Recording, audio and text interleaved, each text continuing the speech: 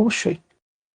Hello, আসসালামু আলাইকুম HSC 26-এর প্রিয় বাচ্চা লোক, আপনাদের সবাইকে ওয়েলকাম করছি আমাদের আজকের ক্লাসে। আমি মাসুদ জাভেদ জিমি আপনাদের সবার সাথে আছি এবং আগামী 1.5 ঘন্টায় আমরা তাপগতিবিদ্যার একদম বেসিক ইন্টারেস্টিং কিছু টপিক নিয়ে কথাবার্তা বলবো। আমাদের কনসেপশন ক্লিয়ার হওয়ার জন্য আজকের এই ক্লাস, আজকের এই টপিক এবং আজকের ক্লাস আগামীকালকের ক্লাস, অর্থাৎ আমাদের তাপগতিবিদ্যার লেকচার নাম্বার 1, লেকচার নাম্বার 2 এই ক্লাসগুলা অনেক বেশি ইম্পর্টেন্ট।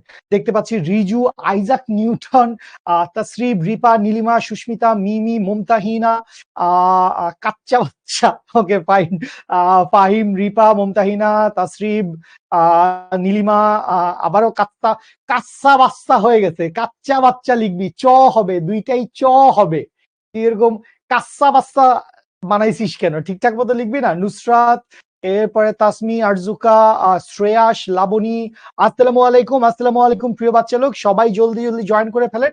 আজকে হচ্ছে আমাদের তাপগতিবিদ্যা লেকচার নাম্বার 2 এবং এই লেকচার নাম্বার 2 এ একজন আমাকে গুড মর্নিং জানাচ্ছে, একজন আমাকে গুড নাইট জানাচ্ছে। মানে তোরা কি সম্বোধন কখন কি করতে হবে, কি দিয়ে শুরু করতে হবে, কি দিয়ে শেষ করতে হবে, এটা জানিস না? হ্যাঁ হ্যাঁ ভাইয়া, তোমরা সবাই, শাহানা, হুমায়ুন, নাজদিম, আহসান, শাহানা, মুমতাহিনা, বাইতুল আতিক, শ্রী পার্থ, সবাই সবাই সবাই লাভ ইউ বাচ্চা লোক, লাভ ইউ লাভ ইউ। তো যেটা বলছিলাম যে আমাদের তাপগতিবিদ্যার কনসেপশন ক্লিয়ার হওয়ার জন্য আজকের ক্লাসটা, অর্থাৎ আমাদের লেকচার নাম্বার 2 এবং আমাদের নেক্সট যে ক্লাসটা থাকবে লেকচার নাম্বার 3, এই ক্লাসগুলা প্রচন্ড প্রচন্ড বেশি ইম্পর্টেন্ট আমাদের থার্মোডিনামিক্সের বা তাপগতিবিদ্যার কনসেপশন ক্লিয়ার হওয়ার জন্য। আজকের ক্লাস এবং নেক্সট দিনের ক্লাসের চাইতে ইম্পর্টেন্ট কোনো কিছু নাই, ঠিক আছে? আরে ভাই, গুড মর্নিং ভাইয়া, ব্রেকফাস্ট করছেন? এই রাইতের 9টার সময় তুই ভাইয়াকে গুড মর্নিং জানায় ব্রেকফাস্টের খবর নিচ্ছিস? এই ওটা শিরায় শিরায় রক্ত হবে না, ওইটা আমরা এডিট করে ফেলছি, ঠিক আছে? কেন শিরায় শিরায় রক্ত হবে না? শিরায় শিরায় রক্ত হবে না এই কারণে, কারণ শিরার মধ্যে থাকে হচ্ছে কার্বন ডাইঅক্সাইড মিশ্রিত রক্ত, তার মানে হচ্ছে দূষিত রক্ত। তো if you love to say, আপনার যদি বলতে ইচ্ছা হয় যে কোনো ভাইয়া সম্পর্কে, সেটা তানজিম অন্তর ভাইয়া হইতে পারে, শাওন ভাইয়া হইতে পারে, এনামুল ভাইয়া হইতে পারে, বা জাভেদ জিমি ভাইয়া হইতে পারে, যে কাউকে আপনার যদি বলতে ইচ্ছা হয়, আপনার ডায়লগটা হবে ধমনী ধমনীতে রক্ত, আমরা এনাম ভাইয়ের ভক্ত। ব্যাপারটা এরকম, ধমনী ধমনী, ধমনীতে অক্সিজেন মিশ্রিত রক্ত থাকে, ঠিক আছে? কি মনে করছেন বায়োলজি পড়ি নাই? বায়োলজিতে A+ পাইছি ব্রো, খালি মেডিকেল পরীক্ষাটা দেই নাই আর কি, ঠিক আছে? Okay fine. না না না ভাই, কি বলেন? হোসেন ভাই বলছে, ভাই এটা কখনোই এরকম না যে আপনি আমাদের কাছে পড়তেছেন বলে আপনি শিক্ষিত হয়ে যাবেন। শিক্ষা, জাকিয়া সুলতানা বস, এই স্প্যামিং করেন না প্লিজ। শিক্ষিত হওয়ার জন্য ভাই আপনার নিজের চেষ্টা সবচাইতে বেশি জরুরি। বরং আপনি যদি বলতেন যে ভাইয়া আমি আপনাদের ক্লাস করা ছাড়াই অনেক বেশি শিক্ষিত, আমি সেটা মেনে নিতে পারতাম। কিন্তু আপনি যদি বলেন ভাইয়া পড়ারই দরকার নাই, আমি শুধু আপনাদের ক্লাস দেখেই শিক্ষিত হয়ে যাচ্ছি, তাইলে আসলে ঝামেলা আছে, ঝামেলা আছে বস। কোয়েশ্চেনের নাম্বারিং আমি করি না, কোয়েশ্চেনের নাম্বারিং করতে হইলে আপনারা হচ্ছে আপনাদের খাতায় নাম্বারিং করবেন, যে এইটা 1 নাম্বার ম্যাথ, এটা 2 নাম্বার ম্যাথ। হ্যাঁ হৃদয় ভাইয়া, আপনাদের কমেন্ট দেখা যায়, ঠিক আছে? আপনার পয়েন্ট 4.78, এটা কোথায় ভাইয়া? এসএসসি তে নিশ্চয়ই, এসএসসির পয়েন্ট আমাদের বুয়েট অ্যাডমিশন টেস্টের জন্য অনেক বেশি ভাইটাল বা ইম্পর্টেন্ট কিছু না, ঠিক আছে? এই যে ভাইয়া এটাকে ধরো তো, হ্যাঁ এই যে ওটাকে ধরো, হ্যাঁ এটাকে ধরে ব্লক ফ্রম কমেন্টিং করে দাও, একদম 100 ওকে ফাইন। হ্যাঁ হ্যাঁ রিপা, রিয়া, আপনার কমেন্ট দেখা যায়, আপনার কমেন্ট দেখা যায়। পানির ত্রৈধবিন্দুর তাপমাত্রার 1/273.16 হইল 1 কেলভিন। এইটা খুবই কমন একটা কথা, এটা আমরা গতদিনও হয়তো ব্যাপারটা নিয়ে কথাবার্তা বলছিলাম, যে পানির ত্রৈধবিন্দুর তাপমাত্রা হচ্ছে 273.16 কেলভিন। তো ওইটার এক অংশ, মানে 273.16 এর 273.16 দিয়ে যদি ভাগ করে দেন, তাইলে যেটা থাকবে সেইটাই হচ্ছে আসলে 1 Kelvin. Nothing serious, nothing great, ঠিক আছে? Okay fine. এসএসসির পয়েন্ট বাচ্চা লোক, আমি আবারও বলতেছি, এসএসসির পয়েন্ট অনেক বেশি ইম্পর্টেন্ট কিছু না। আপনি এসএসসির রেজাল্ট যেটাই করছেন সেটা আপনি করে ফেলছেন, এসএসসির রেজাল্ট যদি ভালো হয়ে থাকে সেইটা আপনার ক্লাস 9-10-এ পড়ার ফসল। আপনি এখন যদি পড়াশোনা করেন, আপনার এইচএসসির রেজাল্ট ইনশাল্লাহ ভালো হবে, এবং এইচএসসির রেজাল্টের উপরেই আমাদের বুয়েট অ্যাডমিশন টেস্ট বা ইঞ্জিনিয়ারিং ভার্সিটি অ্যাডমিশন টেস্ট বা public university, Dhaka university, Chittagong, Rajshahi, Khulna, এইসব পাবলিক ইউনিভার্সিটি অ্যাডমিশন টেস্ট বা গুচ্ছ কৃষি ইউনিভার্সিটি অ্যাডমিশন টেস্ট, এই জিনিসপত্রগুলা সবকিছুই ডিপেন্ড করে হচ্ছে এইচএসসি রেজাল্টের উপরে, এবং হচ্ছে মেডিকেল অ্যাডমিশন টেস্টে জিপিএ এর উপরে একটা পয়েন্ট ভ্যারি করে, ঠিক আছে। সো ওইটাও আসলে এইচএসসির উপরে ডিপেন্ড করে বেশি, ওইটাও আসলে এইচএসসির উপরে ডিপেন্ড করে হচ্ছে বেশি, এসএসসির উপরে ডিপেন্ড করে হচ্ছে কম। আদিত্য, পড়ার প্রতি টান কমে যাচ্ছে কেন? মাইর খাইস না অনেকদিন, ঠিক আছে, মাইর ধরে খাস না, এই জন্য পড়ার প্রতি টান কমে যাচ্ছে। আমার সাথে দেখা কর, দু চারটা কিল ঘুষি খা, দেখবি পড়ার প্রতি একটা বাই ডিফল্ট একটা আনন্দ ফিল করতেছস, পড়তে ইচ্ছা করবে। কাছে আয়, কাছে আয়, মাইর খাইস, মাইর খাইস। হ্যাঁ, বাংলা পড়াবো হাসিবুল ভাই, বাংলাটা পড়াবো ইনশাল্লাহ। খালি একটু হিরণময় ভাই আমাকে একটু সিগন্যালটা দিক, বা এনামুল ভাই আমাকে একটু গ্রিন সিগন্যালটা দিক, দেখবেন যে কোন দিন বাংলা পড়াইতে চলে আসছি।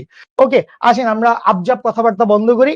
তাপগতিবিদ্যার লেকচার নাম্বার 2। সো আজকে আমরা হচ্ছে মূলত সিস্টেম নিয়ে কথা বলবো। সিস্টেম কি? সিস্টেম হচ্ছে এমন যে কোনো একটা পাত্র, যে কোনো একটা রুম, যে কোনো একটা মানে যে কোনো একটা ত্রিমাত্রিক স্থান, যে কোনো একটা ত্রিমাত্রিক স্থান, যেই ত্রিমাত্রিক স্থানের ভিতরে আমরা কোনো একটা তাপগতীয় প্রক্রিয়া সম্পন্ন করি।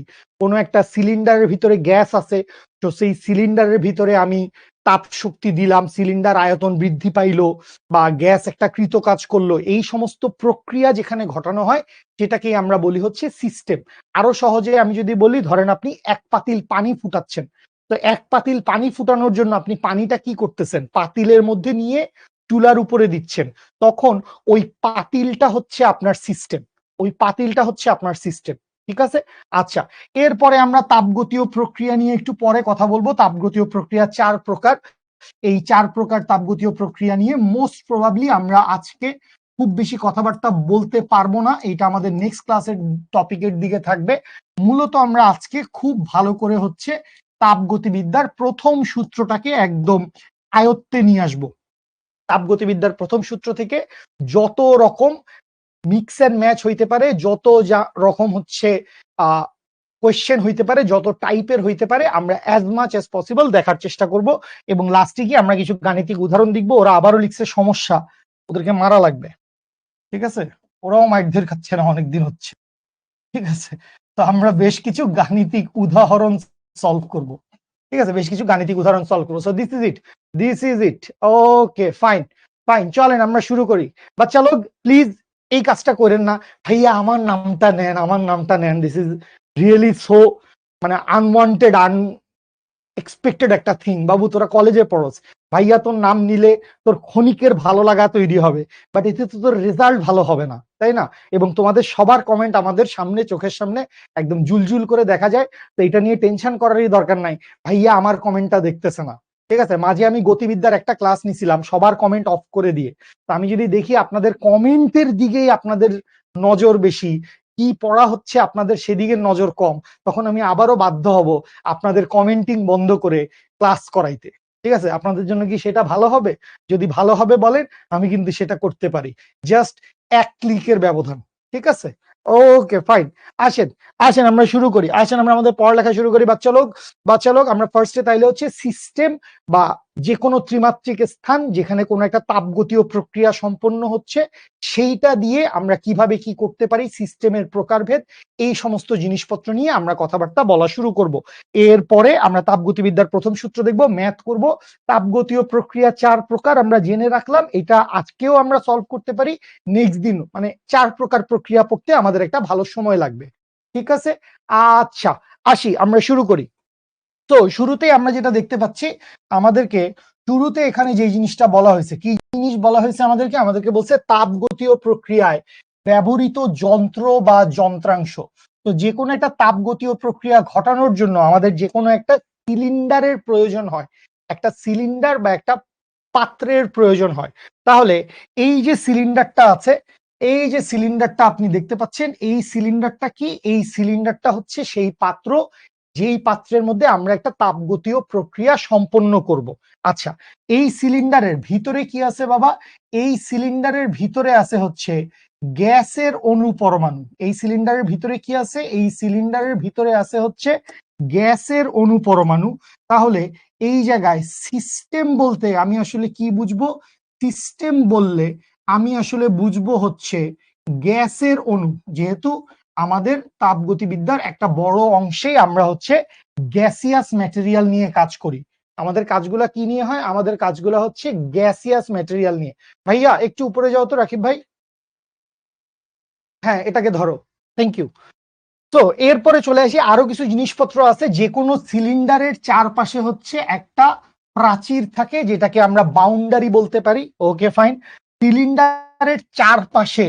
সিলিন্ডারের চারপাশে পরিপার্শ্ব বা পারিপার্শ্বিকতার কিছু ব্যাপার স্যাপার থাকে, মানে সারাউন্ডিংস। এর চারপাশে বাতাস আছে, এর চারপাশে পানি থাকতে পারে, এর চারপাশে গ্যাসিয়াস ম্যাটেরিয়াল থাকতে পারে।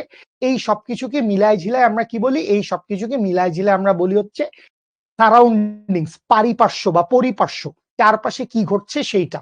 ঠিক আছে। আরেকটা জিনিস থাকে, সেটা হচ্ছে একটা মুভিং পিস্টন থাকে। এই যে পিস্টনটা দেখতে পাচ্ছি, এই পিস্টনটা নিচে নামতে পারে। যখন গ্যাসের আয়তন হ্রাস পাবে তখন এই পিস্টনটা নিচের দিকে নামতে পারে, অথবা এই পিস্টনটা হচ্ছে উপরের দিকে উঠতে পারে যখন হচ্ছে গ্যাসের আয়তন বৃদ্ধি পাবে। তো আয়তন বৃদ্ধি বা হ্রাসের সাথে সাথে হচ্ছে এই পিস্টনটা নিচে নামবে বা উপরে উঠবে। বুঝতে পারছি? আচ্ছা। তো এই হচ্ছে মোটামুটি আমাদের তাপগতীয় প্রক্রিয়ায় ব্যবহৃত বিভিন্ন যন্ত্রাংশ। ঠিক আছে। আচ্ছা, এরপরে এটা আমরা জাস্ট একটু ইনফরমেশন হিসেবে জেনে রাখলাম। এটা নিয়ে আমাদের খুব বেশি জ্ঞানের কিছু নাই, বা এটা নিয়ে আমাদের খুব বেশি প্রশ্ন হবে না, জিজ্ঞেসের কিছু নাই। আমরা শুধু একটু দেখে যাই। ওকে।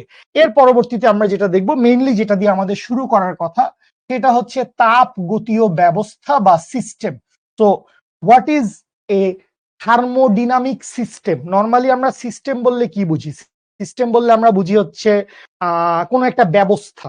সিস্টেম বললে আমরা সবসময় একটা ব্যবস্থা বা ব্যবস্থাপনা, এরকম যে কোনো একটা আইডিয়া আমরা পাই। তো সিস্টেমের সংজ্ঞা হিসেবে আমাদেরকে কি বলে দেওয়া আছে? কোনো পরীক্ষা নিরীক্ষা করার সময় জড় জগতের একটা নির্দিষ্ট অংশ বাছাই করা হয়। জড় জগতের এই নির্দিষ্ট অংশকেই তাপগতিবিদ্যায় সিস্টেম বলে। তো এই সিস্টেম আসলে কি কি হইতে পারে?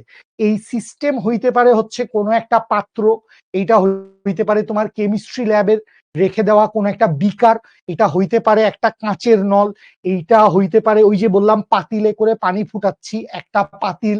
তো এই ধরনের সবগুলো ব্যবস্থাকে আমরা বলি হচ্ছে সিস্টেম, যেখানে কোনো একটা তাপগতীয় প্রক্রিয়া সম্পন্ন হয় বা একটা তাপগতীয় পরিবর্তন ঘটানো হয়, তাপ শক্তির আদান প্রদান ঘটানো হয়। সেই ব্যবস্থা বা সেই পাত্র, সেই রুম, সেই সেটআপকে আমরা বলি হচ্ছে সিস্টেম। ঠিক আছে। তো সংজ্ঞা হিসেবে এটা আমরা মনে রাখতে পারি যে এটা হচ্ছে সিস্টেম। তো আমাদের জন্য যখনই আমরা দেখব এই সিস্টেম কথাটা উল্লেখ আছে, আমি নগদে তখন চিন্তা করব যে সিস্টেম মানে কি বাবা? সিস্টেম মানে হচ্ছে গ্যাসের অণু।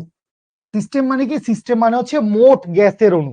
ঠিক আছে। সিস্টেম মানে হচ্ছে গ্যাসের অণু। আচ্ছা, খুব ভালো কথা। সিস্টেম মানে গ্যাসের অণু আমরা জানলাম, আর সিস্টেমের সংজ্ঞাটা আমরা এখান থেকে জেনে নিলাম। সহজ বাংলা কথায় কোনো একটা পাত্র, কোনো একটা কাঁচের জার, কোনো একটা বিকার, কোনো একটা পাতিল, কোনো একটা ল্যাবরেটরির রুম, সবকিছু সিস্টেম হইতে পারে। Depends upon hour experiment. আমাদের পরীক্ষার উপর ডিপেন্ড করবে যে আমরা কত বড় জায়গাকে বা কোন জায়গাটাকে বা কোন অংশটাকে আমরা সিস্টেম হিসেবে কাউন্ট করব।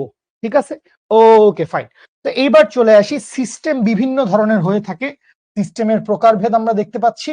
সিস্টেমকে আমরা মোটামুটি 3 ভাগে ভাগ করে থাকি। একটাকে আমরা বলি হচ্ছে ওপেন সিস্টেম বা খোলা সিস্টেম। এটাকে আমরা কি বলি? ওপেন সিস্টেম বা খোলা সিস্টেম। আচ্ছা, কেন ওপেন বলি, কেন বদ্ধ সিস্টেম বলি, কেন বিচ্ছিন্ন সিস্টেম বা আইসোলেটেড সিস্টেম বলি, এই সব কিছুই আমরা আস্তে আস্তে জানবো। ঠিক আছে। আচ্ছা, তো সিস্টেম কয় প্রকার? সিস্টেম হচ্ছে 3 প্রকার: উন্মুক্ত সিস্টেম বা ওপেন সিস্টেম, বদ্ধ সিস্টেম বা ক্লোজড সিস্টেম, এবং বিচ্ছিন্ন সিস্টেম বা আইসোলেটেড সিস্টেম। Okay fine. আসেন, তো এখানে আমরা মোটামুটি একটা ছবি দিয়ে বুঝায় দেওয়ার চেষ্টা করছি যে সিস্টেম 3 রকমের। তো ফার্স্ট অফ অল আমরা কি দেখতে পাচ্ছি? আমরা দেখতে পাচ্ছি হচ্ছে ওপেন সিস্টেম। ওপেন সিস্টেমে কি হচ্ছে? ওপেন সিস্টেমে শক্তি এবং ভর উভয়ের পরিবর্তন হচ্ছে। যেই সিস্টেমে শক্তি এবং ভর উভয়ের পরিবর্তন হয় সেই সিস্টেমকে বলা হয় হচ্ছে ওপেন সিস্টেম। আমরা ছবি দিয়ে ডিটেইলস সংজ্ঞা আরো সামনে গেলে পড়বো। সেকেন্ড যে সিস্টেম সেটাকে আমরা বলি হচ্ছে ক্লোজড সিস্টেম, বদ্ধ সিস্টেম। এই সিস্টেমে কি হয়, এই সিস্টেমে শুধুমাত্র শক্তির আদান প্রদান হয়, বা আরো ইজিলি বললে তাপ শক্তির আদান প্রদান হয়। তো শক্তির আদান প্রদান হয় যেই সিস্টেমে এবং ভরের আদান প্রদান হয় না, সেই সিস্টেমকে আমরা বলি হচ্ছে ক্লোজড সিস্টেম। এবং লাস্ট যে সিস্টেমটা আছে সেটাকে আমরা বলি হচ্ছে আইসোলেটেড সিস্টেম বা বিচ্ছিন্ন সিস্টেম, যেই সিস্টেমে শক্তি এবং ভর কোনোটারই পরিবর্তন হয় না, সেই সিস্টেমকে আমরা বলি হচ্ছে বিচ্ছিন্ন সিস্টেম বা আইসোলেটেড সিস্টেম। তো এই হচ্ছে তিন ধরনের সিস্টেমের বাংলা কথা। এবার চলেন আমরা একটু আরো ডিটেলস জানি যে এই সিস্টেমগুলা কিসের উপর ভ্যারি করে বা আরো ডিটেইলডে বুঝি। তো ডিটেইলডে বুঝতে গেলে আমরা প্রথমে যেটা দেখতে পাচ্ছি উন্মুক্ত সিস্টেম বা খোলা সিস্টেম। সো এই উন্মুক্ত সিস্টেমের সংজ্ঞায় কি বলা হয়েছে, যেই সিস্টেমে পরিবেশের সাথে ভর ও শক্তি, পরিবেশের সাথে ভর ও শক্তি উভয়ই বিনিময় করতে পারে তাকে উন্মুক্ত সিস্টেম বলা হয়। পরিবেশের সাথে ভর ও শক্তি উভয় বিনিময় করতে পারে তাকে আমরা কি বলি, তাকে আমরা বলি হচ্ছে ওপেন সিস্টেম। তো ঘটনাটা কিরকম বাবা, ঘটনাটা এরকম, খুব সিম্পলি তুমি চিন্তা করো যে তোমার কাছে 1 বিকার পানি ছিল বা 1 পাতিল পানি ছিল। তো এই 1 পাতিল পানিকে তুমি যে কাজটা করলা, এই 1 পাতিল পানিকে তুমি বসায় দিলা হচ্ছে একটা চুলার উপরে, নিচের থেকে আগুন জ্বলতে শুরু করলো। তো এই যে আগুন যখন জ্বলতে শুরু করছে, তখন এই যে সিস্টেমটা আছে, এই সিস্টেমটা কি করবে, এই সিস্টেমটা তাপ শক্তি সরবরাহ করবে না তাপ শক্তি শোষণ করবে? সিস্টেমটা ডেফিনেটলি, বা গ্যাসের অণুপরমাণু বা ভিতরে যাই আছে, এই পদার্থটা কি করবে, তাপ শক্তি শোষণ করে নিবে। তাহলে তার কি হচ্ছে, শক্তির একটা পরিবর্তন হচ্ছে। শক্তিকে আমি সংক্ষেপে ই দিয়ে লিখছি, শক্তির কি হচ্ছে, শক্তির একটা পরিবর্তন হচ্ছে। ঠিক আছে, আচ্ছা। এখন পানি তাপ শক্তি শোষণ করলো, পানি তাপ শক্তি শোষণ করার পরে একটা নির্দিষ্ট সময়ে পানিটা কি হবে, পানিটা হচ্ছে তার বয়েলিং পয়েন্টে পৌঁছায় যাবে। পানিটা কি হবে, পানিটা হচ্ছে ফুটতে শুরু করবে। তো পানি যখন ফুটতে শুরু করবে, তখন এই সিস্টেম থেকে জলীয় বাষ্পগুলো, এই সিস্টেম থেকে জলীয় বাষ্পগুলো বের হয়ে যাবে। তাহলে এই সিস্টেমে কি হচ্ছে, শক্তির পরিবর্তন হচ্ছে, সেই সাথে সাথে ভরেরও পরিবর্তন হচ্ছে। তো যেই সিস্টেমে একই সাথে শক্তিরও পরিবর্তন হবে, ভরেরও পরিবর্তন হবে, সেই সিস্টেমকে আমরা কি বলবো, সেই সিস্টেমকে আমরা বলবো হচ্ছে ওপেন সিস্টেম বা খোলা সিস্টেম। খুব নর্মাল কথা, চুলার উপরে পানি রাখছি, পানির নিচে দিয়ে তাপ দিছি, তো এই পানিটা কি করছে, পানিটা হচ্ছে তাপ শক্তি শোষণ করছে। তো এই যে পানিটা তাপ শক্তি শোষণ করছে, তাহলে তার শক্তির একটা পরিবর্তন হয়েছে, সবাই বুঝলাম। এবং পানি যখন তার স্ফুটনাঙ্কে পৌঁছায় গেছে, পানি যখন 100 ডিগ্রি সেলসিয়াস বা তার স্ফুটনাঙ্কে পৌঁছায় গেছে, তখন কি হবে, তখন পানি বাষ্পীভূত হয়ে যাবে। তখন পানি কি হবে, তখন পানি বাষ্পীভূত হয়ে যাবে। তো এই পানিটা জলীয় বাষ্প হয়ে বের হয়ে যেতে থাকবে। তো এই যে জলীয় বাষ্প বের হয়ে যাচ্ছে, এই বের হয়ে যাওয়ার জন্য ভরেরও একটা পরিবর্তন হচ্ছে। তো এইটাই হচ্ছে ওপেন সিস্টেমের সংজ্ঞা, যেই সিস্টেমে ভর এবং শক্তি উভয়ের পরিবর্তন হয়, অথবা ভর এবং শক্তি উভয়ের বিনিময় হয়, সেই সিস্টেমকে আমরা কি বলি, সেই সিস্টেমকে আমরা বলি হচ্ছে ওপেন সিস্টেম। ঠিক আছে, আচ্ছা। তো এই গেল হচ্ছে ওপেন সিস্টেমের সংজ্ঞা, আমরা বুঝলাম সবাই। তো এরপরে চলেন আমরা একটু সামনে আগাবো, সামনে আগায় আমরা যে জিনিসটা করব সেটা হচ্ছে, এরপরে আমরা কি দেখব, এরপরে আমরা দেখব হচ্ছে ক্লোজড সিস্টেম বা বদ্ধ সিস্টেম। ক্লোজড সিস্টেম বা বদ্ধ সিস্টেম। তো এই ক্লোজড সিস্টেম বা বদ্ধ সিস্টেমের ব্যাপারটা কি হবে, আসেন একটু দেখি। এই ক্লোজড সিস্টেম বা বদ্ধ সিস্টেমে যেই ঘটনাটা ঘটবে, আগের মতোই সবকিছু ঠিক আছে, যে একটা পাত্র আছে, সেই পাত্রের মধ্যে আমরা পানি ফুটাইতে দিছি, নিচের থেকে চুলা জ্বালায় দিছি, সবকিছু ঠিক আছে। কিন্তু যেই দুষ্টুমিটা আমরা করছি বা যেই কাজটা আমরা করছি, সেইটা হচ্ছে এই পাত্রটা উপর দিয়ে একদম সিলগালা করে দিছি, যে এখান থেকে কোনো ধরনের পদার্থ, অণু, পরমাণু, গ্যাসের অণু কিচ্ছু বের হয়ে যাইতে পারবে না, একদম এয়ার টাইট করে লাগাই দিছি। ঠিক আছে, একদম শক্ত করে চাপ দিয়ে লাগাই দিছি। তো এই যে শক্ত করে চাপ দিয়ে লাগাই দিছি, এইটার কারণে যেটা হবে, খেয়াল করো, নিচের থেকে চুলা জ্বলতেছে। সো নিচের থেকে যখন চুলা জ্বলবে, পানি তো ডেফিনেটলি তাপ শক্তি শোষণ করবে, খুব সিম্পল কথা, পানি কি করবে? পানি হচ্ছে তাপ শক্তি শোষণ করবে। তো পানি যেহেতু তাপ শক্তি শোষণ করবে, তাহলে শক্তির পরিবর্তন হচ্ছে। শক্তির কি হচ্ছে বাবা? শক্তির পরিবর্তন ঘটছে। খুব ভালো কথা, শক্তির পরিবর্তন ঘটছে। এখন মনে করো পানি ফুটতে ফুটতে, পানি তাপ শক্তি শোষণ করতে করতে পানি হচ্ছে তার স্ফুটনাঙ্কে পৌঁছায় গেছে। পানি হচ্ছে তার স্ফুটনাঙ্কে পৌঁছায় গেছে। তো এই পানি যখন তার স্ফুটনাঙ্কে পৌঁছায় গেছে, তখন খুব স্বাভাবিক কথা যে জলীয় বাষ্পে পরিণত হবে।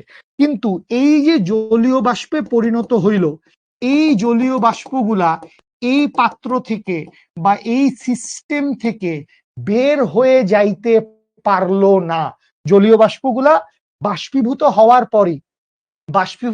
পরই এই পাত্রের মধ্যে ঘুরপাক খাচ্ছে।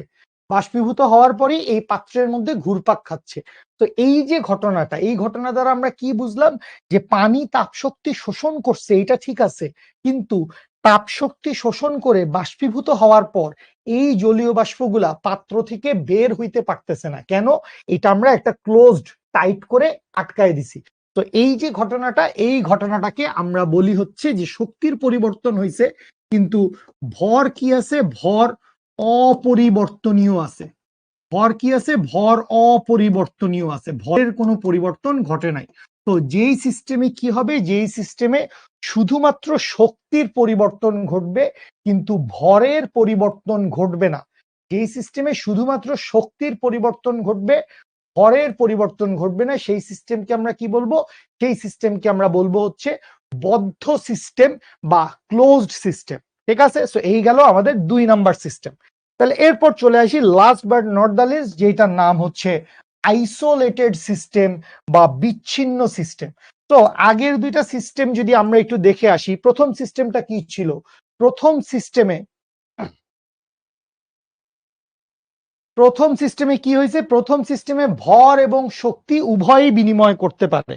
প্রথম সিস্টেমে ভর এবং শক্তি উভয় বিনিময় করতে পারে। তো ভর এবং শক্তি উভয় যদি বিনিময় করে, তাহলে সেই সিস্টেমকে আমরা কি বলি?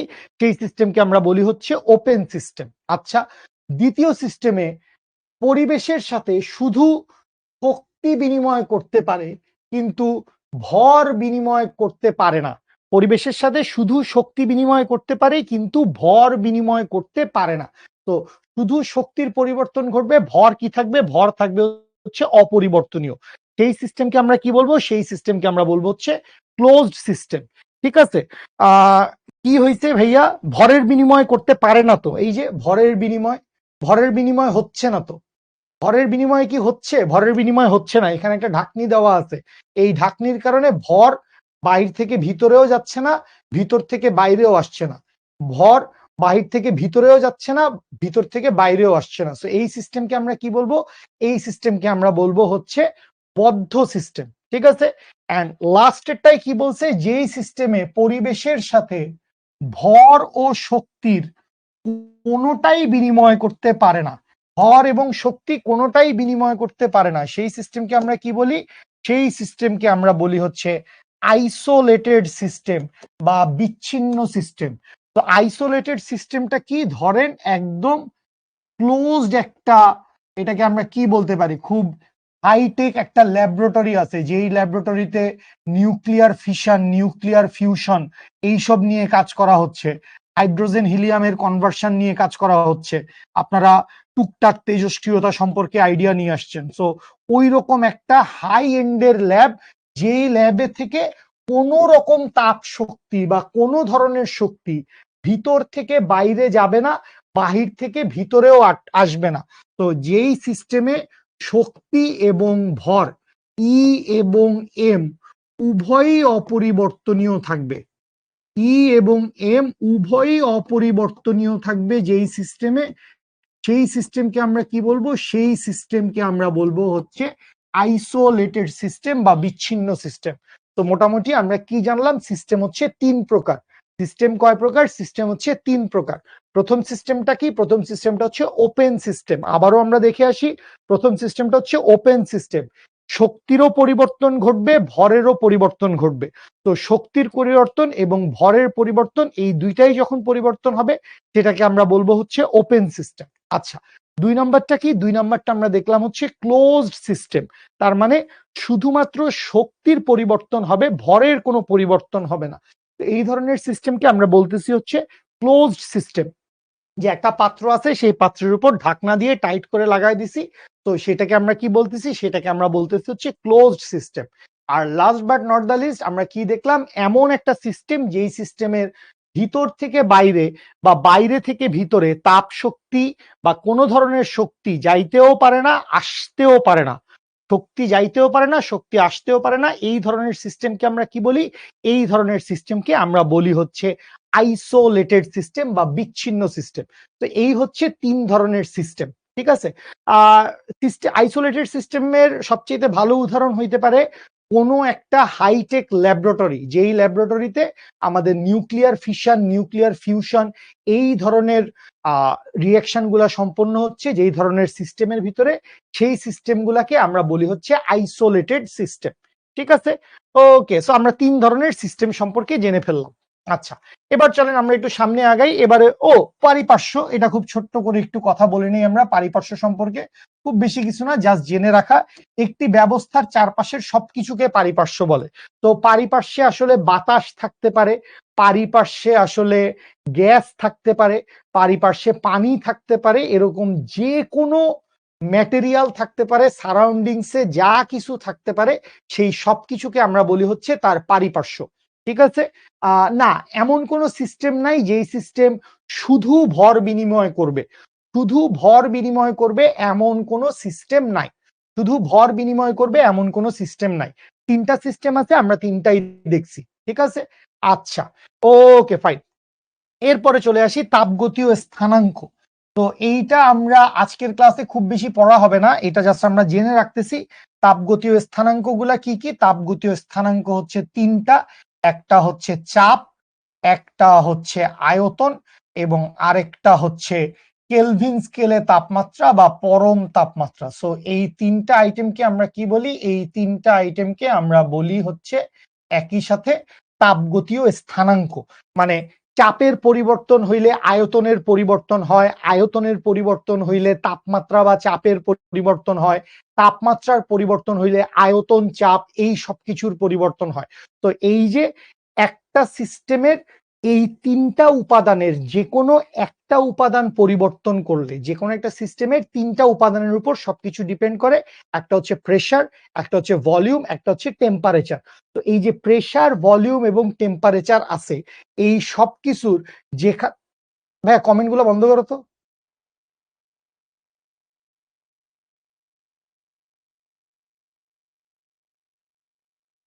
একটা মানুষের তো ধৈর্যেরও একটা লিমিট থাকে, তাই না boss? I am sorry, sorry. আমি দেখাইতে পারবো আমি লাস্ট 5 মিনিটে কি কি কমেন্ট আমার চোখের সামনে দেখছি। আমাদের সমস্ত ক্লাসের কমেন্ট টমেন্ট আর্কাইভ করা থাকে। ওকে, আসি, আসো এভাবেই ক্লাস করি। তো যে সকল রাশির মান কোন তাপগতীয় ব্যবস্থার অবস্থা নির্ধারণ করে সেগুলোকে তাপগতীয় স্থানাঙ্ক বলে। সো আমাদের তিনটা তাপগতীয় স্থানাঙ্ক আছে, একটা হচ্ছে প্রেসার, একটা হচ্ছে ভলিউম এবং একটা হচ্ছে টেম্পারেচার। এবং এই তিনটা পরস্পরের উপর নির্ভরশীল তিনটা জিনিস। প্রেসার পরিবর্তন হইলে আয়তন এবং তাপমাত্রার পরিবর্তন হয়, আয়তন পরিবর্তন হইলে চাপ এবং তাপমাত্রার পরিবর্তন হয়, আবার তাপমাত্রা পরিবর্তন হইলে আয়তন এবং চাপের পরিবর্তন হয়। তো এগুলা যারাই হচ্ছে মোটামুটি আদর্শ গ্যাস ও গ্যাসের গতিতত্ত্ব চ্যাপ্টারটা পড়ে আসছেন, তাদের মোটামুটি একটু জানা আছে যে প্রেসার, ভলিউম এবং টেম্পারেচার কন্টিনিউয়াসলি একজন আরেকজনের সাথে রিলেটেড। P1V1/T1 সমান P2V2/T2। একসময় আমরা দেখছিলাম চার্লসের সূত্র, একসময় আমরা দেখছিলাম বয়েলের সূত্র, একসময় আমরা দেখছিলাম গে লুসাক বা রেনোর চাপীয় সূত্র। তো এই যে সবগুলা সূত্র, এই সবগুলা সূত্রই বেসিক্যালি তাপগতীয় স্থানাঙ্কের পরিবর্তন নির্দেশ করে, তাপগতীয় স্থানাঙ্কের পরিবর্তন নির্দেশ করে। তো এই হচ্ছে আমাদের তিন রকম তাপগতীয় স্থানাঙ্ক।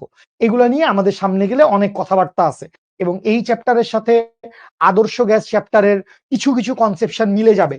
প্রেসার ভলিউমের সাথে সম্পর্ক, বয়েলের সূত্র, ভলিউম টেম্পারেচারের সাথে সম্পর্ক, চার্লসের সূত্র, প্রেসার টেম্পারেচারের সাথে সম্পর্ক, রেনোর চাপীয় সূত্র। তো কিছু কিছু সম্পর্ক একটা একটার সাথে মিলবে। ওকে, সামনে আগাই। এখান থেকে আমরা জেনে নিলাম যে তাপগতীয় স্থানাঙ্ক। আচ্ছা, এরপরে চলে আসি তাপগতীয় সাম্যাবস্থা। এইটা বেসিক্যালি আমাদের তাপগতিবিদ্যার শূন্যতম সূত্রকে রেফার করে। তাপগতীয় সাম্যাবস্থার ব্যাপারটা কি, যে দুইটা সিস্টেম এমন একটা সিচুয়েশনে আসছে যখন তারা তাপ শক্তি আদান প্রদান করছে না। দুইটা সিস্টেম এমন একটা ব্যবস্থায় চলে আসছে বা এমন একটা সমতায় চলে আসছে, সহজ বাংলা কথায় উভয়ের তাপমাত্রা কি, উভয়ের তাপমাত্রা সমান হয়ে গেছে। তো এই যে উভয়ের তাপমাত্রা সমান হয়ে গেছে, এই উভয়ের তাপমাত্রা সমান হয়ে গেলেই তাপ শক্তির আর কোনো আদান প্রদান ঘটবে না। তো এই অবস্থাকে আমরা কি বলতে পারি, তাপগতীয় সাম্যাবস্থা। কি বলা হয়েছে দেখি, কোনো বিচ্ছিন্ন ব্যবস্থার চূড়ান্ত অবিচল অবস্থাকে তাপগতীয় সাম্যাবস্থা বলে। কোনো বিচ্ছিন্ন ব্যবস্থার, এই যে দেখো এখানে বিচ্ছিন্ন ব্যবস্থার কথা চলে আসছে, কারণ আমি কি বলছি, শক্তির কি হচ্ছে না, শক্তির কোনো আদান প্রদান হচ্ছে না। তো কোনো একটা বিচ্ছিন্ন ব্যবস্থায়, কোনো একটা আইসোলেটেড সিস্টেমের তো আমরা বৈশিষ্ট্যই জানি, যে বিচ্ছিন্ন ব্যবস্থা হইলে কি হবে, বিচ্ছিন্ন ব্যবস্থা হইলে শক্তির আদান প্রদানও হবে না। মানে শক্তির আদান প্রদান হওয়াটা কিন্তু সবচাইতে কমন ঘটনা। তাপ শক্তি হচ্ছে, এটা শুনেন সবাই, তাপ শক্তি হচ্ছে এমন একটা শক্তি, যেই শক্তি আমাদের এই পৃথিবীতে সবচাইতে বহুল ব্যবহৃত হয়। আপনি ভাত রান্না করেন, তাপ শক্তি। আপনি সূর্য থেকে তাপ শক্তি পাচ্ছেন, মানে সূর্য থেকে আলোও পাচ্ছেন, তাপ শক্তিও পাচ্ছেন। আপনি যে কোনো একটা গাড়ি চালাইতে যান, ইঞ্জিন চালাইতে যান, মোটর গাড়ি, বাস, ট্রেন, যে কোনো কিছু আপনি ব্যবহার করতেছেন হিট ইঞ্জিন। তো হিট এনার্জিকে শক্তি থেকে কাজে কনভার্ট করাটা সবচাইতে বেশি সহজ। কিন্তু আপনাকে বলছে বিচ্ছিন্ন ব্যবস্থা। তো বিচ্ছিন্ন ব্যবস্থা মানে কি, বিচ্ছিন্ন ব্যবস্থা মানে হচ্ছে শক্তির আদান প্রদান হবে না।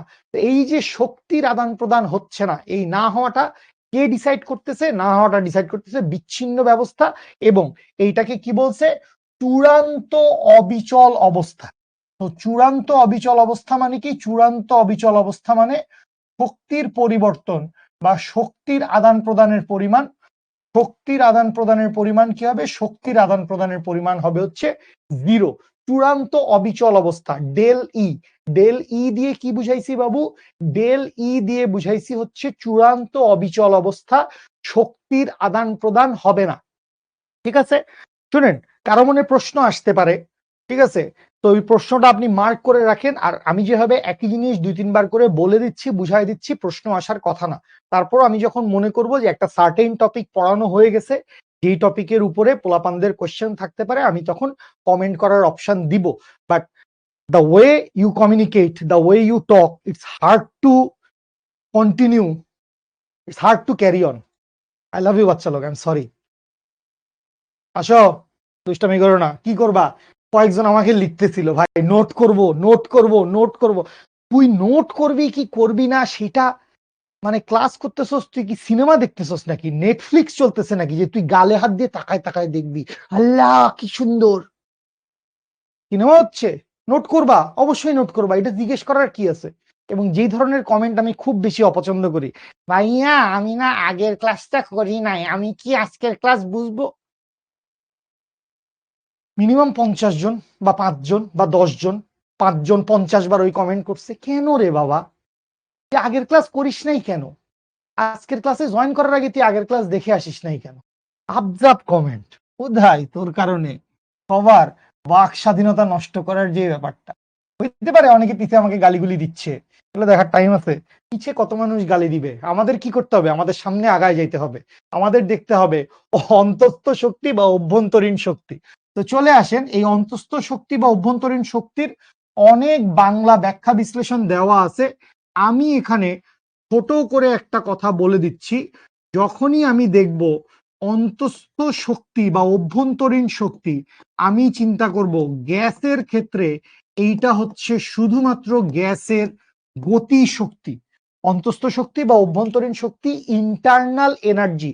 ইন্টারনাল এনার্জি বলতে আমরা কি বুঝি, ইন্টারনাল এনার্জি বলতে আমরা বুঝি হচ্ছে গ্যাসের গতিশক্তি। কেন গ্যাসের গতিশক্তি বুঝি, কারণ গ্যাসের বিভব শক্তির মান প্রায় জিরো।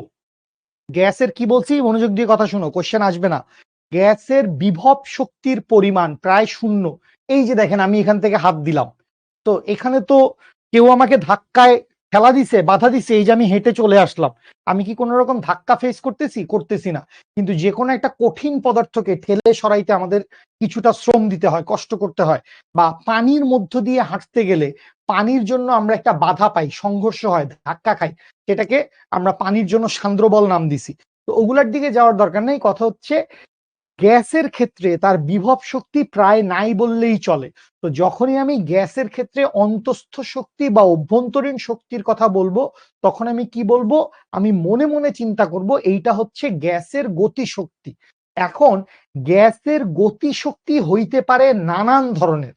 গ্যাসের গতিশক্তি কি হইতে পারে? গ্যাসের গতিশক্তি হইতে পারে নানান ধরনের। যারাই হচ্ছে আদর্শ গ্যাস পড়ছেন, গ্যাসের গতিশক্তি নিয়ে পড়ালেখা করছেন, স্বাধীনতার মাত্রা যাদের জানা আছে তারা জানেন গ্যাসের গতিশক্তি হইতে পারে রৈখিক গতি, গ্যাসের গতিশক্তি হইতে পারে আবর্তন গতি বা ঘূর্ণন গতি, গ্যাসের গতিশক্তি হইতে পারে স্পন্দন গতি। তো স্পন্দন গতির কথা আমরা পড়ি নাই, কারণ এটা আমাদের লেভেলের জন্য বেশ বাইরে, এটা অনেক উচ্চ তাপমাত্রার দরকার হয়। সো স্পন্দন গতি আমাদের দরকার নাই। কিন্তু তার বাইরে যেই দুইটা গতি আছে, একটা হচ্ছে রৈখিক গতি এবং একটা হচ্ছে আবর্তন গতি বা ঘূর্ণন গতি। এই দুইটা গতি সম্পর্কে আমরা পড়ালেখা করে আসছি। এবং অভ্যন্তরীণ শক্তির সংজ্ঞা আমি এখনো যাইতে চাচ্ছি না, অভ্যন্তরীণ সংজ্ঞায় আমি পরে যাব। বাট এই যে বলে দিলাম যে অভ্যন্তরীণ শক্তি বললেই আমরা কি বুঝবো? অভ্যন্তরীণ শক্তি বললেই আমরা বুঝবো হচ্ছে গ্যাসের গতিশক্তি। তো এই যে অভ্যন্তরীণ শক্তি আসছে, এইটাকে ইউ দিয়ে লেখা হয়। অভ্যন্তরীণ শক্তিকে আমরা ইউ দিয়ে লিখি, অভ্যন্তরীণ শক্তিকে আমরা লিখি হচ্ছে ইউ দিয়ে।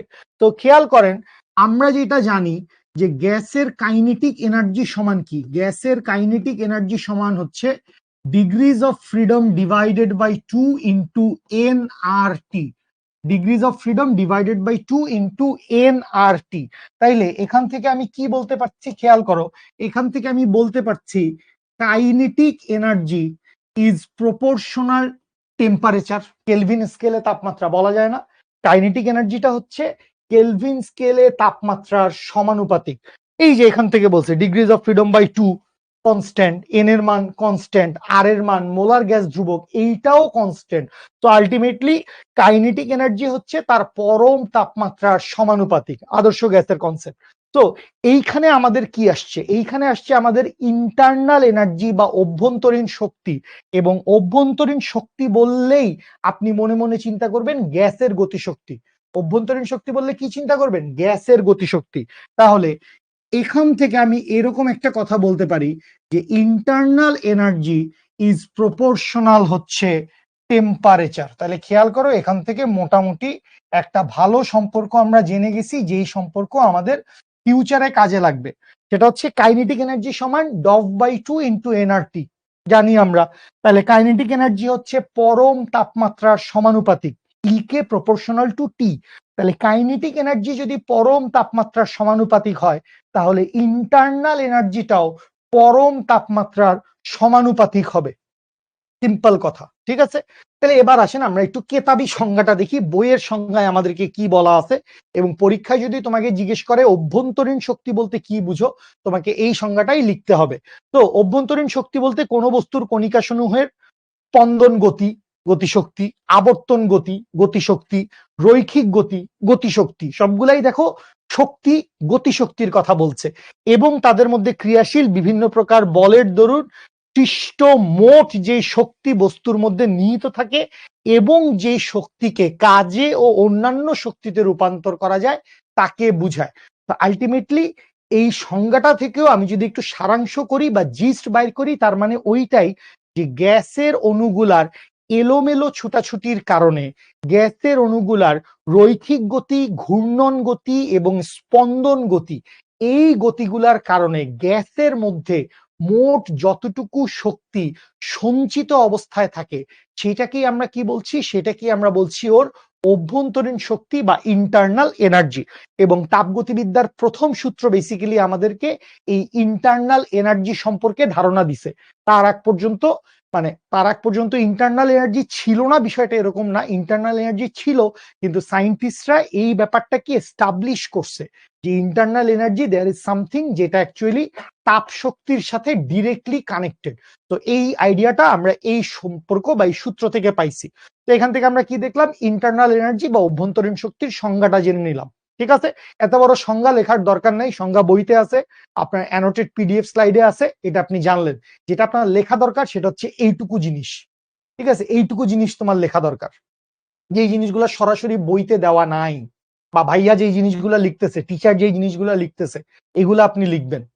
তোদেরকে আগে এটা পড়াইতে হবে, এটা তোমরা লিখবা, এটা তোমরা লিখবা না, এটা বইতে আছে, এটা অ্যানোটেড পিডিএফ।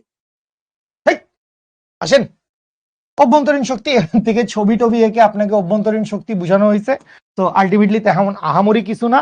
কোনো একটা গ্যাসের সিস্টেম যদি তাপ শক্তি সঞ্চয় করে, তখন সিস্টেমের আয়তন বাড়ে, গ্যাসের অণুগুলার ছোটাছুটি বৃদ্ধি পায়, গ্যাসের অণুগুলার কি হয়, ছোটাছুটি বৃদ্ধি পায়। তো এখান থেকে আমি যে সম্পর্কটা লিখে রাখতে পারি, যে সম্পর্কটা আমার জন্য পরবর্তীতে কাজে দিবে, সেটা হচ্ছে গ্যাসের তাপমাত্রা যদি বৃদ্ধি পায়, তখন কাইনেটিক এনার্জি বা গ্যাসের গতিশক্তি বৃদ্ধি পাবে, তখন ইন্টারনাল এনার্জি বৃদ্ধি পাবে। সমানুপাতিক সম্পর্ক, সম্পর্কটা কি ছিল, এই যে দেখেন কাজে লাগবে, সমানুপাতিক সম্পর্ক। তাহলে তাপমাত্রা বাড়লে গতিশক্তি বৃদ্ধি পাবে, আর গতিশক্তি বৃদ্ধি পাওয়া মানেই হচ্ছে ইন্টারনাল এনার্জি বৃদ্ধি পাওয়া। তো গ্যাসের তাপমাত্রা বাড়লে গতিশক্তি বাড়বে, ইন্টারনাল এনার্জি বৃদ্ধি পাবে। গ্যাসের যদি তাপমাত্রা হ্রাস পায়, গ্যাসের তাপমাত্রা হ্রাস পাইলে তার গতিশক্তি হ্রাস পাবে এবং তার ইন্টারনাল এনার্জিও হ্রাস পাবে। খুব সিম্পল কথা।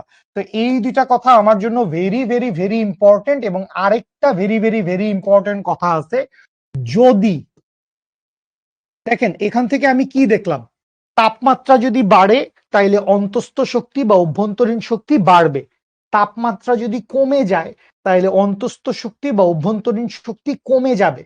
তাইলে এখন কথা হচ্ছে যে যদি তাপমাত্রার পরিবর্তন না হয়, যদি তাপমাত্রার পরিবর্তন না হয়, অর্থাৎ যদি ডিটি এর মান 0 হয়, ডিটি দিয়ে কি বুঝাইছি, ডিটি দিয়ে বোঝানো হয়েছে পরিবর্তন, তাপমাত্রার পরিবর্তন।